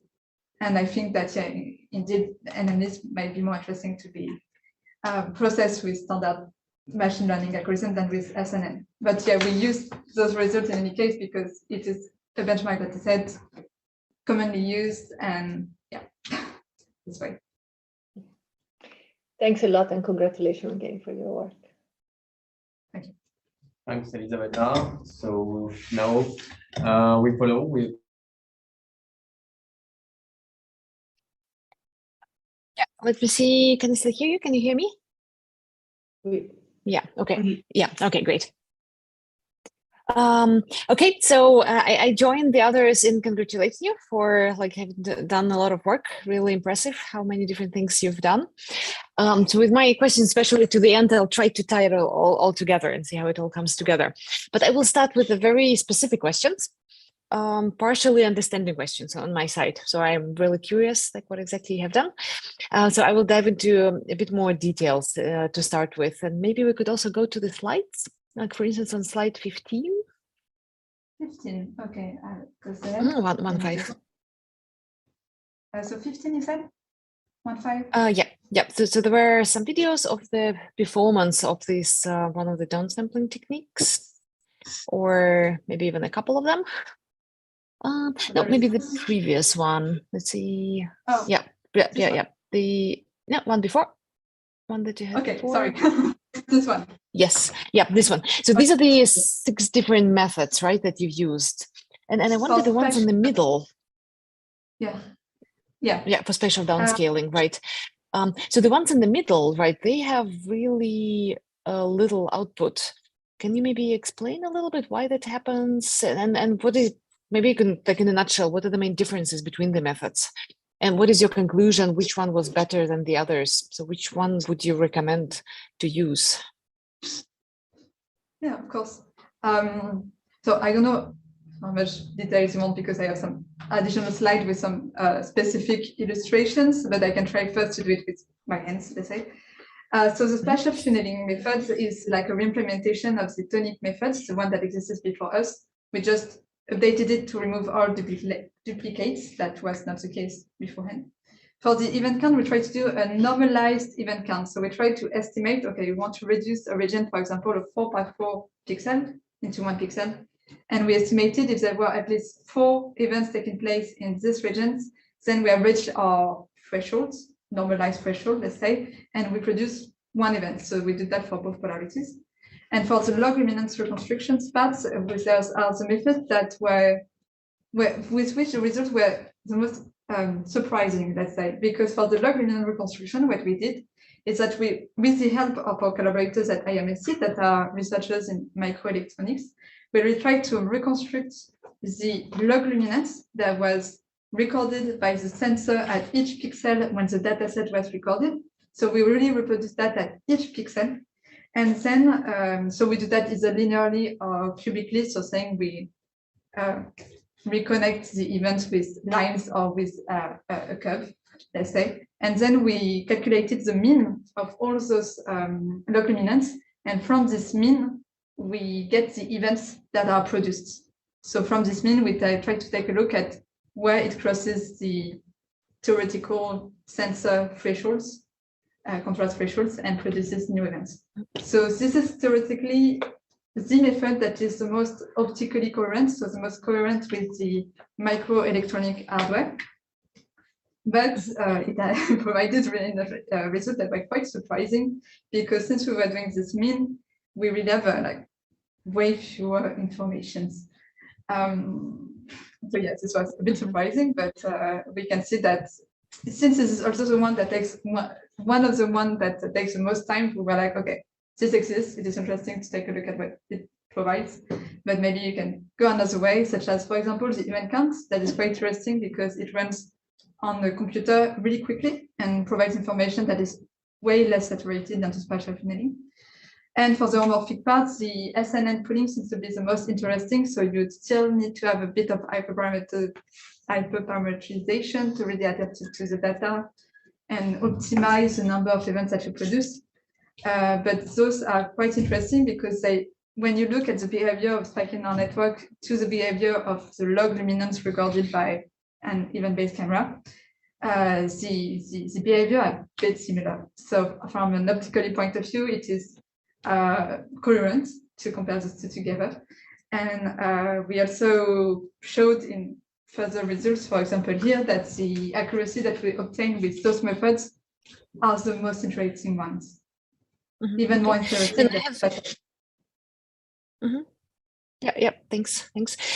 Another question. So the cost of these algorithms, did you try to compare that? So, how much time and energy do you lose on kind of reducing the number of events? I did. We did a comparison of the time it will take, and just take it. Yeah, it is. We did a comparison of the time it takes to actually reduce event data with those different methods. So this is like some results that shows that depending on the method that you use, you do not take as much time for each method. And for the spatial downscaling, the event count and the spatial tunneling seems to be really the most interesting ones. We try to assess the complexity of the different algorithms, and we presented some of those results in my manuscript, but globally, yes, spatial tunneling is the less complex, so it's the one that consumes the less, but the trade-off with the quality of the data afterwards is really not that great. And finally, we also try to assess, but I don't have like the results here, sorry, I have the results in the manuscript. The energy consumed, the time it took for the SNN pooling methods to be run, because we implemented those on Spinnaker to try to assess how long it would take to run those methods, especially if we wanted to put those first methods as like a first layer before more complex networks that will do a specific task with those spikes that were reduced, those events that were reduced. Okay. So what is your overall conclusion? Do you think it's worth doing this the number of events reduction in software, or do you think this is something that maybe one should take care of somewhere closer to the sensor before the events even leave the sensor?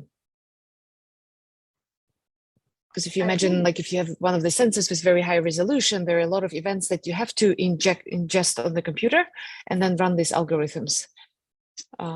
So in your experience, do you think it's a viable pathway, or one should have this event reduction taken care of closer to the sensor in hardware maybe? I think it really depends on the application task, first of all. So yeah, it will be really more interesting to put it closer to the sensor, that's true. But we want in future works that we could do to really further complete those results, we would like to assess on an embedded system, if it is doable to actually reduce using those different methods before giving the event as input to an embedded SNN. For example, for the coastline detection task, that would be really interesting to put that into action. All in all, I think it really depends on the task that you want to do. If you're like on treating a data set that you already have recorded and you're on your computer and you want to have global information with no need for specific region of interest, maybe the event count is more interesting. Or the spiking neural network pooling are really interesting if you are already using SNN and you want to combine those two together. I think those two are the most interesting one for the spatial reduction. And for the temporal reduction, the structural method seems to be really interesting in terms either of timing and of quality of the data that you keep. Okay.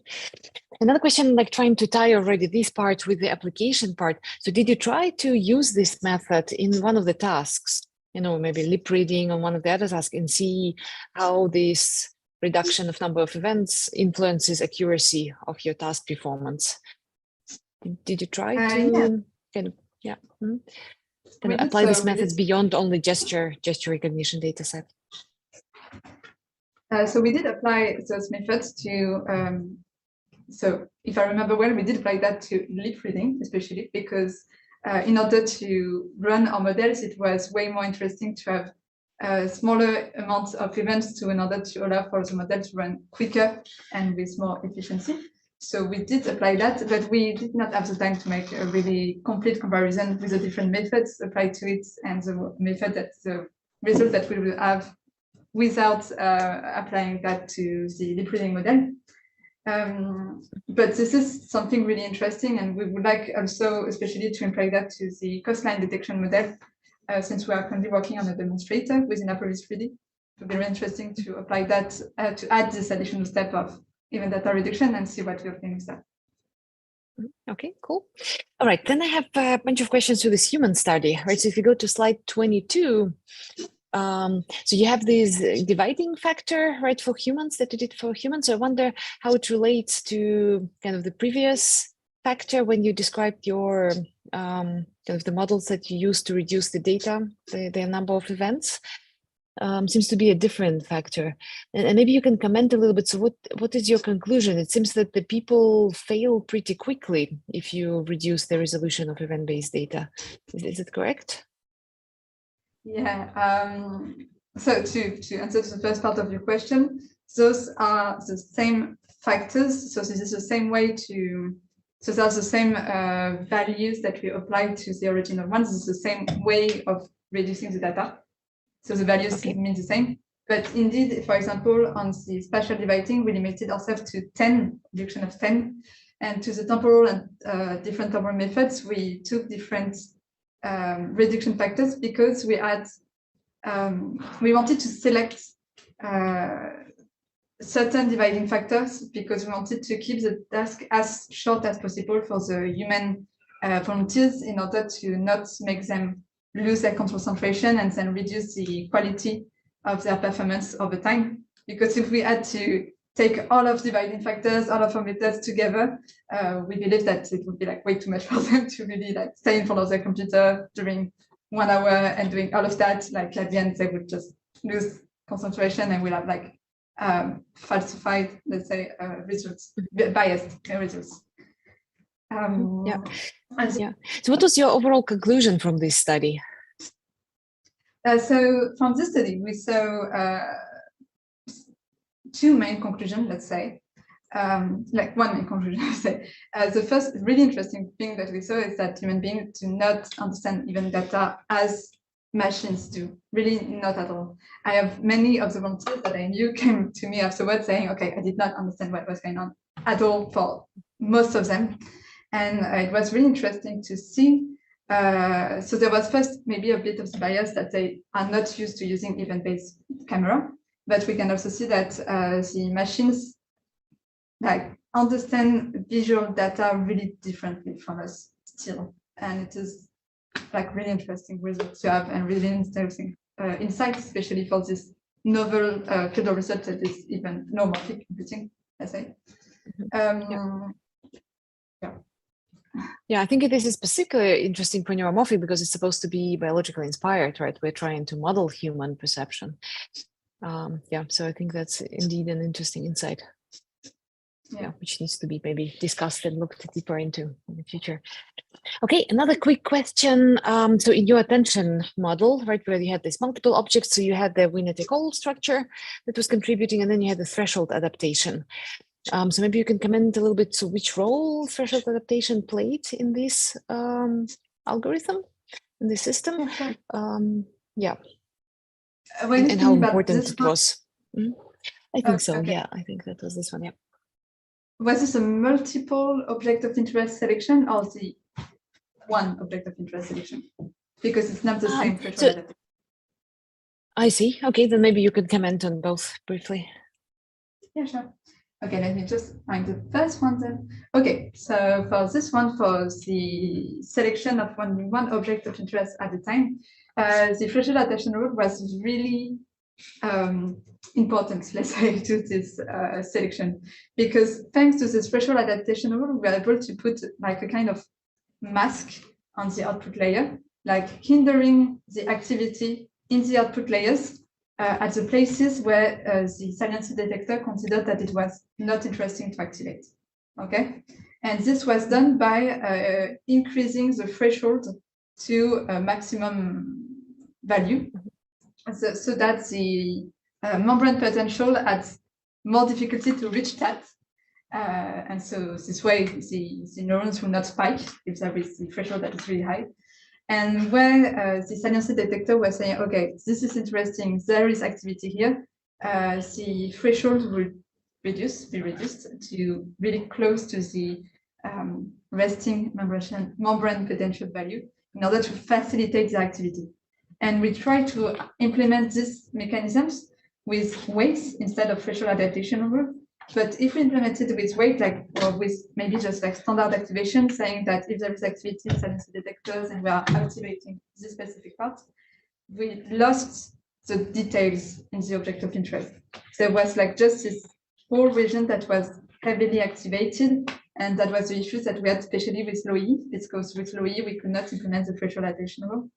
And so we had this issue of losing the fine details in the object of interest in the output layers.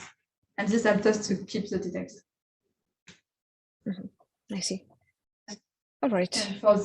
Yeah. The multiple one, I'm going to put in big side. Yeah, okay. So for this one, we tried to adapt the previous threshold adaptation rule, but this time we had to take into account the lateral activation additionally to the saliency detection activation, because we wanted each output layers to let through events that were not already let through by a previous output layer. So this, so if we take a look at each of these rules, first we take into account the activity of the saliency detector by in the first step decreasing the neuron thresholds if there was activity, or increasing it if there was no activity, it's the same way as before. But then additionally to that, we took into account the lateral layers and synaptic spikes, from which we calculated the lateral activity. And then we combined those two together with a sort of mask saying, okay, if there is activity in the lateral layer, but the threshold is low, we're going to put it really high in order to hinder the activity, because we don't want to have activity in the same regions in two different output layers. I hope and then how did you implement? So when you talk about this mechanism now, you say like if then, how did you implement it like in the neuronal network? So I implemented those models using the Pine interface with the NES simulator, and this interface is really interesting because it helps us to implement specific adaptive rules that can be called at each time step. And so really at each time step we had this if-else applications, like specifically with NumPy arrays and masks. So yeah. I see. All right. I think I'm running out of time, so I'll maybe pose the last question. kind of more conceptual one about the usefulness of neuromorphic computing, right? So you said this was one of your conclusions, neuromorphic computing is really useful in this field. Can you maybe name like a concrete example where you have seen like SNNs were really the ones that brought now, performance boost to a task compared to, just running some algorithm, which is maybe not even deep or neural network based on a microcontroller, something that people do in event-based vision quite efficiently, or having a deep network, right? Solving the task by collecting event images and then just running SNN over them. Also state-of-the-art systems use this approach, right? In Davide Scaramuza's drones, for instance. So can you maybe give us an example where you saw now SNNs are really the ones that make for excellent performance here? So on top of my head, I have an example that is maybe not extremely convincing, but still quite promising. It's an example we worked on, so that's why I'm thinking about it right now. It's a lip reading task because there existed, so we were the first to implement a neuromorphic end-to-end lip reading model, but before us existed an ANN model applied to event data for lip reading. And we compared our results to their results, and with a similar amount of neurons, we were able to have an accuracy that was better than them, if I remember well, our results. Sorry, it's a bit far in my head. So this was quite convincing. So when we did a comparison with that. And you compared, I just missed acoustically, you compared the energy or did you compare the accuracy? Sorry, it's a bit far. I think we compared the accuracy to them. Yeah. And we separated the energy consumed with like the number of neurons. Saying, yeah. Right. Did like a large interpolation. So yes, this is like one example. And right now, I'm sorry, I don't think for anything else, but since I come from biology, I'm really convinced that spiking neural networks are really promising because this really comes close to what us human beings are able to do, or even just any animals are able to do really huge things with small amounts of neural networks that can be implemented with spiking neural networks. I have the example of insects, for example, and this is able to do that with really low energy consumption. And with ANN, we are not yet able to implement things as amazing as that with such a low energy consumption and low amounts of neurons. So personally, I'm quite convinced because of that. Yeah. Yeah. Okay. Thank you. Yeah, I guess we all agree with that, but I think it's good to have a debate about that once in a while, and make sure we really apply SNNs where it makes sense. Anyway. Yeah. Okay. Thank you very much. I'm done with my questions. Thank you, Yulia. Riyad, floor is yours. Yeah. Thank you. Thank you so much. Thanks for the invitation. So I'd like to. So I've followed your PhD, right, in the following committee. So I think I know a lot about what you've done and asked you all the questions. So I won't be asking more questions. This is really nice work. You've done a lot. You've implemented a lot. So I have one question for you now. You see, event cameras are a promising thing. What was the biggest difficulty if you had to take any of this to use it somewhere? Where do you think the problems are to make a product from what you have? What was the highest difficulty you had to cope with? So, sorry, could you repeat your question? Like, what do you think of like difficulty in terms of implementation, application to real life scenarios? You mean? Yeah, I mean, this work is nice and lots of people work on saliency, etc. So I'm just asking you, and I know you've seen a lot and you've done lots of implementation, you've seen hardware, you've been in the field for such a long time. So my question is, what was the main problem you had to encounter? If you have like a magic wish, say, if I wish I could solve this, this, and this in my life, I'll change the world or whatever. What was the highest problem you had to face during all this PhD that really bothered you and prevented you from doing what you were doing here?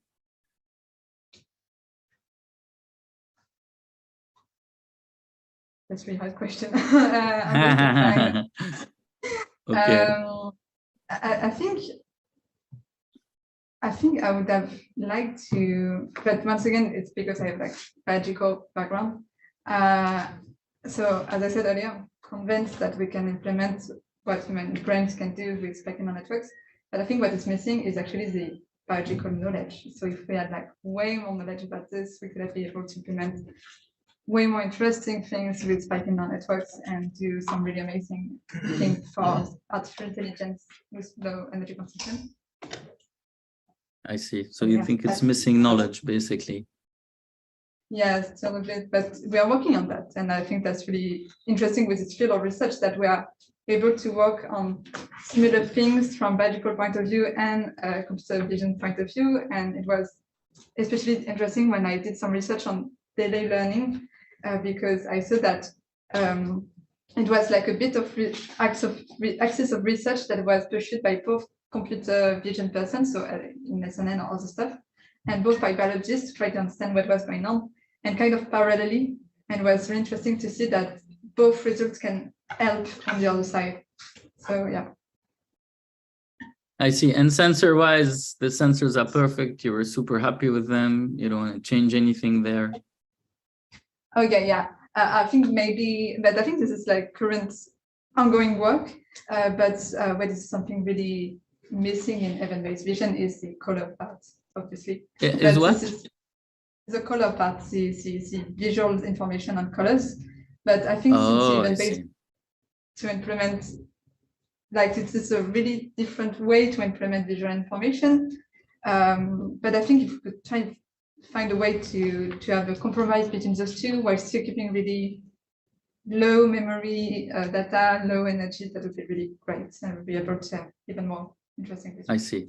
So basically you're telling me you're complaining about the loss of things like photo consistency and everything people have in computer vision that allow them to work, right? So you want to add more features like color. Do I understand correctly? Yeah. I see. Yeah, for example, that would be really helpful. Okay, well, listen, thank you so much. There's been, I don't want to make you the insult of asking you any technical question. I think I followed sufficiently this work. Nice work. It was nice seeing you at the workshop. Can I ask you what you're going to do next? Yeah, sure. Oh, yeah, the presentation. I'm doing a postdoc that will begin in December 2023 at the IMS lab with Sylvain Saïbi. And we are working on the Green project, the Green AI project for edge computing and multi-neuromorphic sensor fusion. So still with the aim of AI with low energy consumption. Sounds amazing. Well, say hi to Sylvain, and thanks so much again for your PhD and presentation. Thank you. Thanks, Riyad, for saving time. Thank you. So I will now give the floor to myself, and I would like first to thank you for your nice presentation. Clearly, it was dense, but it was also pedagogical, so you made a good choice for, I think, for your presentation, the amount of work you did. And as my colleagues, I was impressed by this amount of subjects you have treated during that time, and also the number of internships that you co-supervised.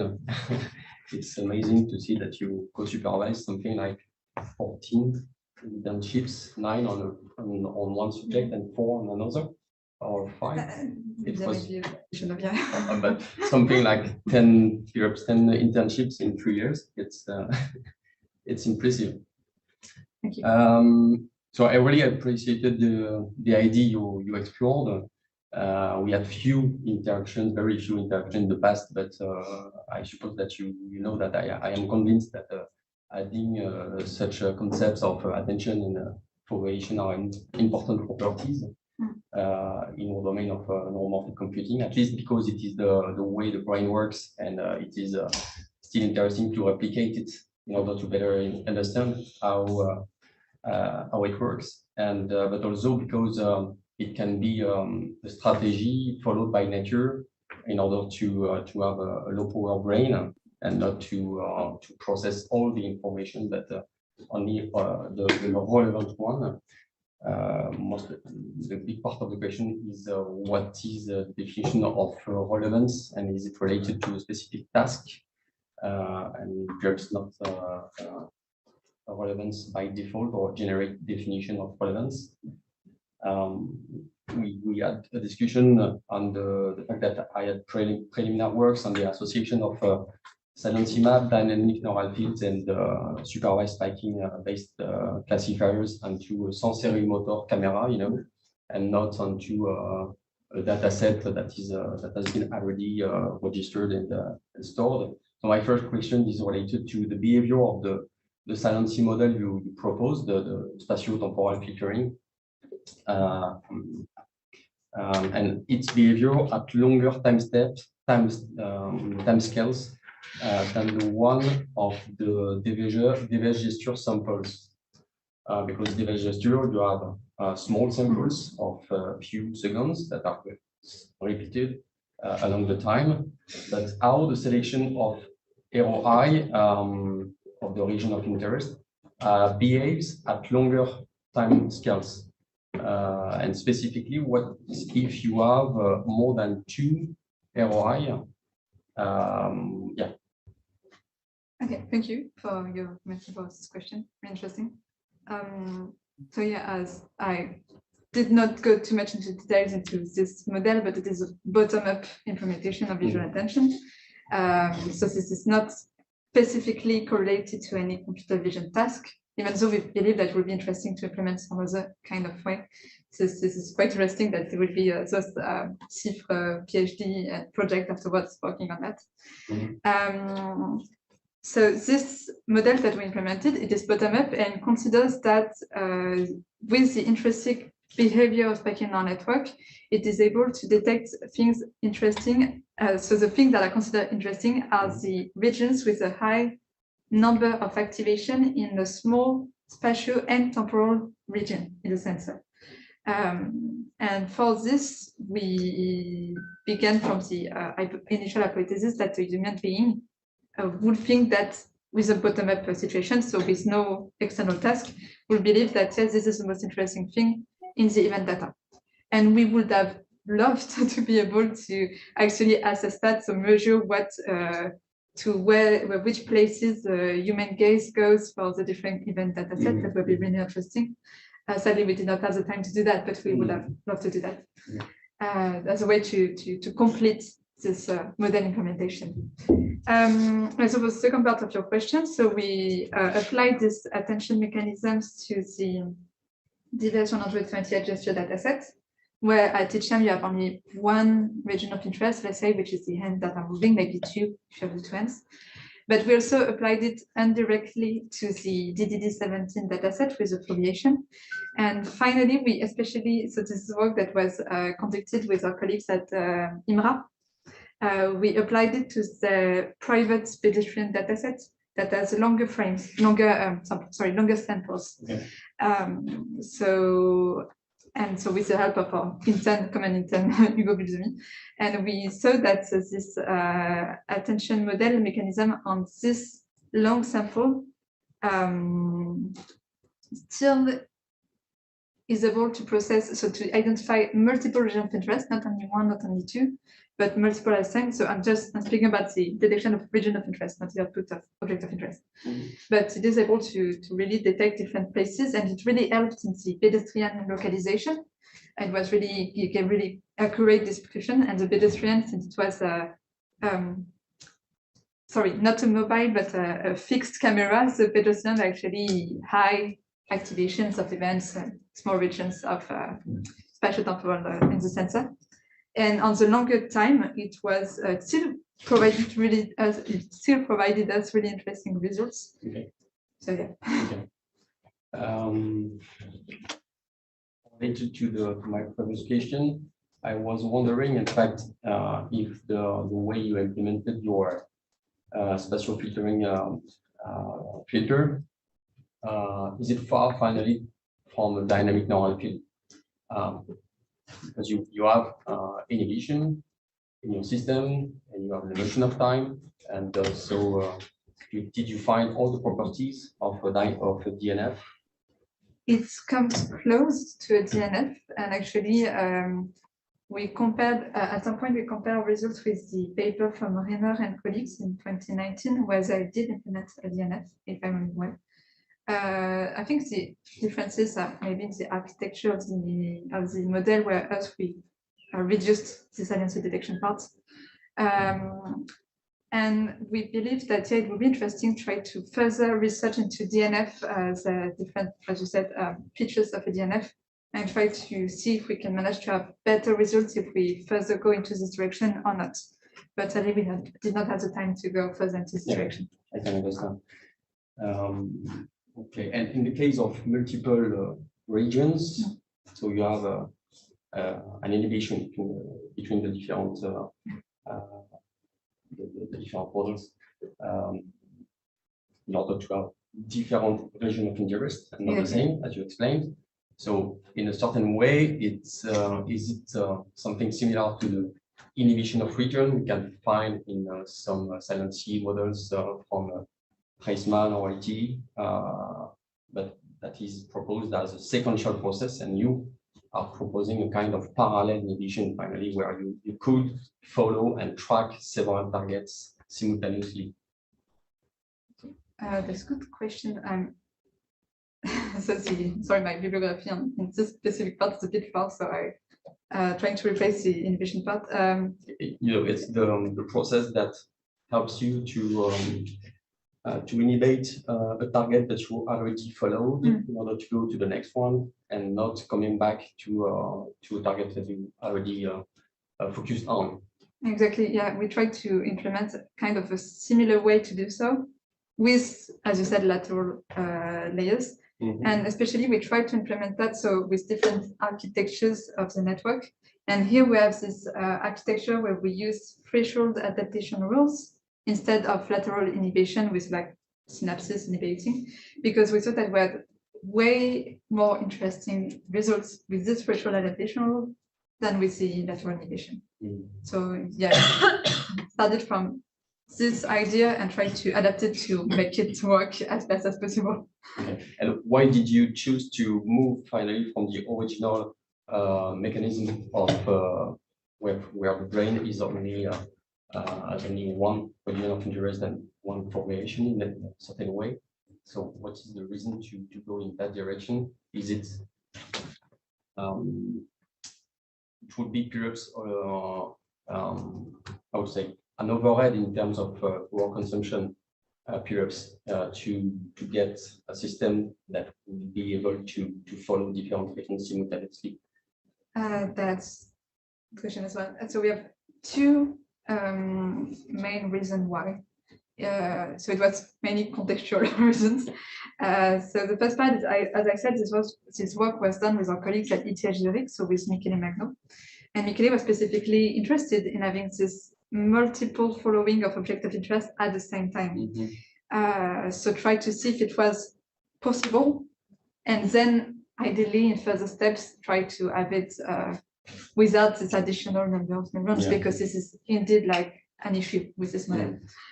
And the second reasons of this choice of multiple regions of interest instead of only one is because of the electronic foveated event-based camera that is developed by our collaborators at IMSC. On this camera, you don't have only one region of interest and then lower resolution, you have multiple objects of interest. So I try to mimic human eye with multiple fovea instead of only one. So they go beyond biology. And so that's why we needed to have this model where we could have multiple regions of interest at the same time. Okay. Second question, I was also wondering what is the cost of the overhead of the features you propose in the processing architectures, so the three of them, in regards to the gain obtained in terms of reduction of the number of events. So I think it was the sense of the question from Yulia, but you made a kind of ablation study by measuring the same network without the downscaling or without the foveation in order to measure the difference in terms of the global behavior and also the number of spikes and also the global energy. So it is a really interesting question. This is one of our perspectives, actually. We began kind of to do that. So let me just show you some results. So especially for the visual attention part, so I showed you some results on the speed-free implementation when we tried to assess the cost it took to implement this visual attention that will be added to further processing. And we also did the same thing for the Kraken implementation, where we tried to assess in total how much fuel it would take to do so. And this is like first steps for further more complete assessment of the energy that we will save globally if we do this first step of downscaling visual attention foliation, and then apply that to another computer vision task. But this is something really interesting, and we believe that would be really, really interesting addition to this work. So this complete comparison. That has been measured on both Kraken and Spinnaker. And Spinnaker. Okay. Yeah. So we can just ask the question if it would be interesting to have a specific hardware for this specific pre-processing phase compared to Spinnaker and Kraken that are, yes, clearly dedicated to spiking neural networks, but not specifically to the that kind of filtering in the visual field. Yeah. So that's also my last question. So we saw the energy consumption you measured and the different neuromorphic hardware, and on that kind of digital architectures such as Spinnaker and Kraken and also we know that the most important part of the energy consumption is related to the access to the memory, and not really, in fact, to the synaptic operations. And so in the brain, this cost does not exist because it comes directly from the strength of the connection, synaptic connection itself. So what do you think about considering emerging neuromorphic devices such as memory steal devices to implement? Yeah, there's something that's really interesting because here we used only analog or no, sorry, we used only digital or mixed analog digital neuromorphic hardwares, and we believe that as it is said here, so this citation from on which we base our core research problem does say that, as you said, that this needs to receive to go get the information in memory and then rewrite it, all of that, and this is needed on digital, but on analog normally this cost should not exist or should be really reduced, and that's why we think that it would be so really interesting to make all those energy consumption assessment on this new hardware, and maybe that would be even a greater argument for stacking neural networks compared to ANN in this field. Okay, thanks a lot for your responses, and I will give the last words to your supervisor. So starting with Laurent. Okay, I am allowed to ask questions. Yes, yes, if you want. Yeah, you have 15 minutes. You make all you want during this time. Okay, so congratulations, Amélie. It's really a great work. And you really applied the optimization between quantity and quality in your presentation. It's really great. I know how painful it is to do a presentation. It's 3 years in 45 minutes. It's insane. So it's really the tip of the iceberg, and you really made a lot.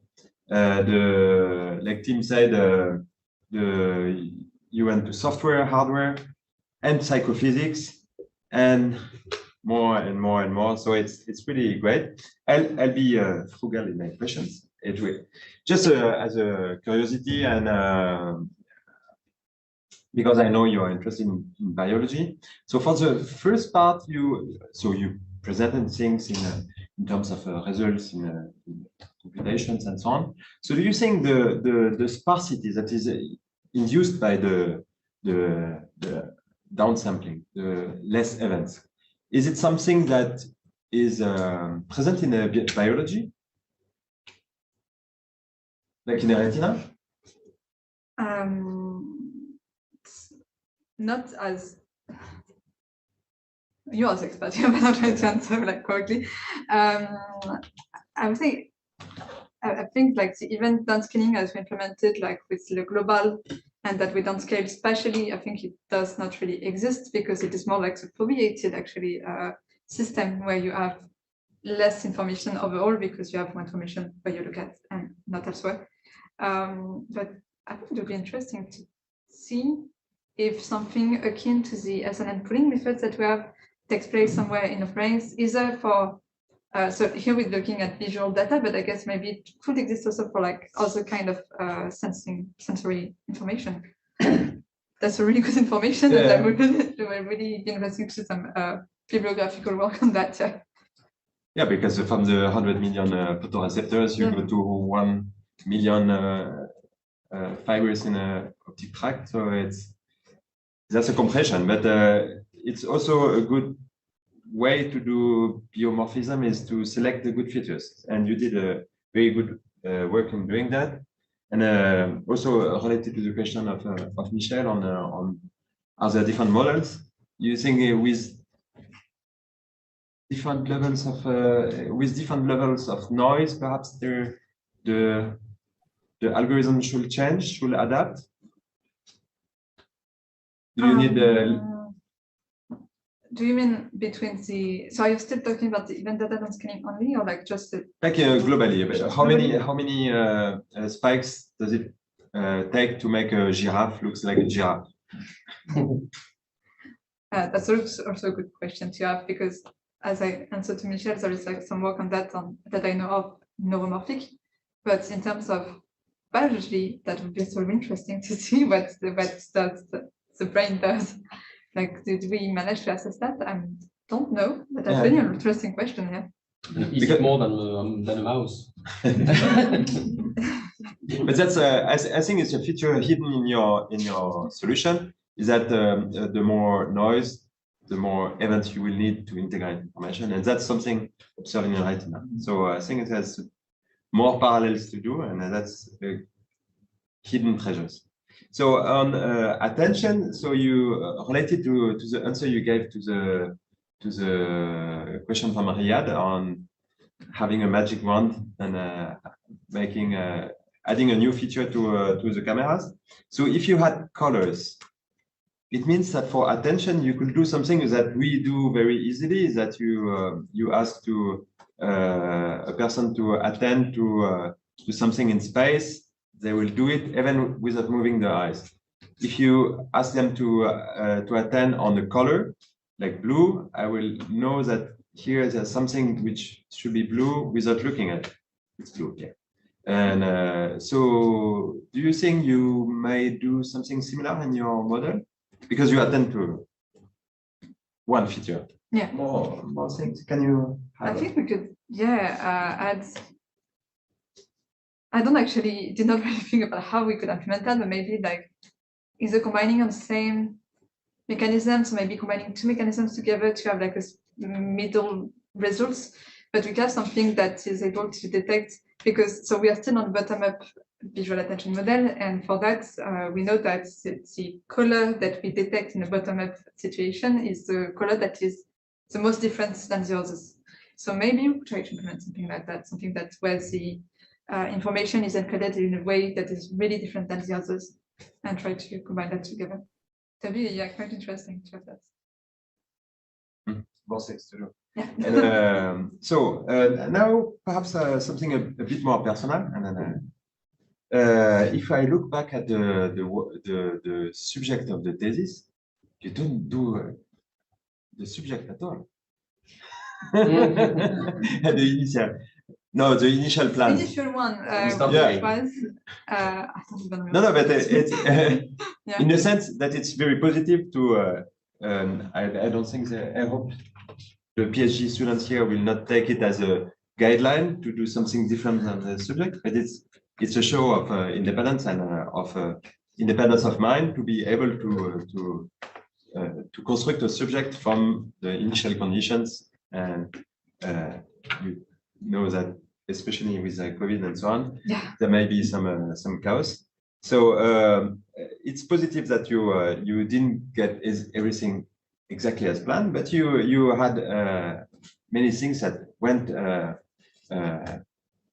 you had very good production. And what is very striking is that you had many collaboration with many collaborators, and which is kind of different from like the way of functioning of many people. And so my question will be a bit personal, is that now you are one step to being at another level. You're not here yet, but perhaps in a few minutes. Can you give an advice from your expertise of what is it to, and I know that in your extra academic life, you have many activities related to having collaboration and so on. Can you give one advice that you gain from having these many collaborators? I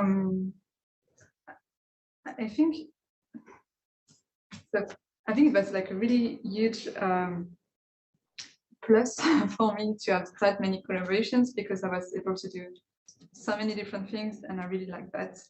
I also managed to learn a lot of things because, for example, thanks to my stays at Zurich and at IMC, I learned a lot about microelectronics because I didn't know anything about it at all beforehand. So it was really amazing with that. And I think like this was something I do not regret at all in my PhD thing, but this is like also a personal way of doing. I really like doing many different things. I like having many different subjects of research at the same time. I would highly recommend other PhDs to really go and collaborate and discover other things and try to see like a bit above the subject. But only if they're comfortable in doing that, and if they'd rather just stay on something, maybe collaborate, but with one specific person, I guess. But in any case, the collaboration is very interesting. In any case, it shows that you like it. So yeah. Congratulations, and like the rep to the president. Thanks. Thanks, Laurent. Last words on you. Okay. Thank you, Mr. President. Okay, Amélie. I have no questions, obviously, but maybe I can comment a bit. First of all, I would like to thank the committee members, especially. Sorry, I really need to stop you guys. I have to jump to a meeting. I'm sorry. I really have to leave. Talk to you all soon. Thank you. Bye-bye. Congrats again. Well done. Thanks for I'll coming. send you my comments by mail. Thank you. Thank you so much. Thanks.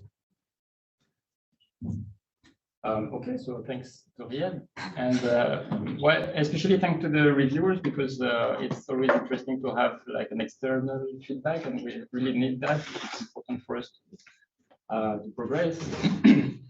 And maybe I can also say a little disclaimer, because we had a full schedule for September, and Amélie is just back from sick leave.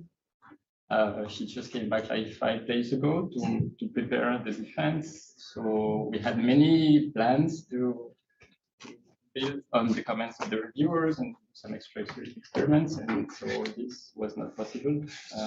So it's just an explanation, but not an excuse. So the work has been done. Amélie, you come from biology, right? And bio-inspiration was kind of a guideline in the work. This is probably maybe one of the explanations why we didn't do backprop after the comment of Tim. And also we inspiration from biology, and as you said, we wanted to go over biology with multiple foveation, right? So this, as it has been said many times, was done in the context of like an interdisciplinary consortium. And I think that you took the best out of this collaboration. I guess it's never easy. Interdisciplinarity is very hard. It's hard to find a domain where each of the domain, if each of the discipline, like tackle some real challenge in each community, and not only have a kind of master-slave relation by using one domain to help another domain, but I think it was a very nice. A nice situation where the collaborations with INT, with IMSC, with ETH was self-enriching. And also you had the constraint of the use case of the project. So I'm sorry that it was like a stone in your shoe.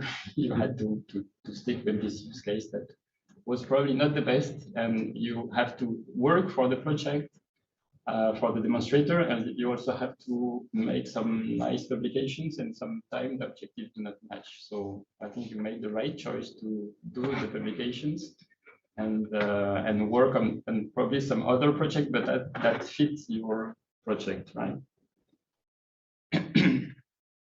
So you helped us to strengthen the relation with INT, with AMSC. So it's like we are here doing computer science, and INT are expert in computational neuroscience.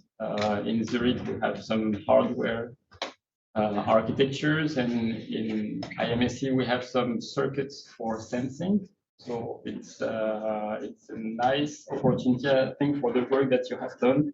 And your curriculum is a kind of trajectory from biology and then bioinformatics in Bordeaux, and then computer science here, and then you're going back to Bordeaux for in IMS, right? To do circuits. Maybe you're going to specialize in that in your next slide. And you have, as it was highlighted, you gain a real expertise in many domains. And I remember that in this very room, you once gave a tutorial on Spinnaker. In the project meeting, you gave this tutorial that was successful to the whole consortium. And that's where you came from far. and I think it's a very nice achievement, and you've been, to my understanding, you've been a pillar in this project. So it's I'm very happy, and I would like to congratulate you for the interdisciplinarity in your work. May I comment more? I have time. Okay, I could speak for hours. Just So maybe I can also comment on the hard worker that you are. As Laurence mentioned, you're not only committed to work, but you are also committed to other activity. You're a teacher, so a teacher who is much a skilled teacher, much appreciated from our students in the engineering school. You're also a supervisor of many internship students, as Benoit highlighted. Maybe I'll come back to that later. And also, you have taken some important responsibilities and role in the student association in the lab. And what surprised me is that during the summer break, you do not go to the beach like other students. You use your time to be the head of summer camps and work with kids. And I had to do some paperwork with CNRS, the funding agency, to allow you to use your time to work and to state that it was not impeding your work. So well, I'm wondering how you manage your time. And I also remember that we were at the end of your first year, we were summoned by the doctoral school, if you remember well. They said, what is going on? How is Amélie supervising so many students? It's not normal. So when is she doing her PhD work? So we had to convince them that by supervising these students, you were doing your work. And it's not Master 2 level students, also Master 1, and some are like kind of assimilated to student projects. So not all of them are 6 months long. And so we had some, a great number of students, very nice students who helped us in this project. And so after Laurent comments about choosing your way, since the very first day, I always told you that the PhD project is one of the only research projects where it's planned ahead to have a change of principal investigator sometime during the project, and you fully took your role in being your own manager, the project investigator of your own project. and you have always, or most of the time, made some very relevant decisions for your work, which is much appreciated. And I just want to thank you for all the work that you achieved, and I wish you the best, all the best for your future. Thank you. Thank you. Thank you very much. So it's time now for the deliberation, and so we will ask the people in the room to leave for the member of the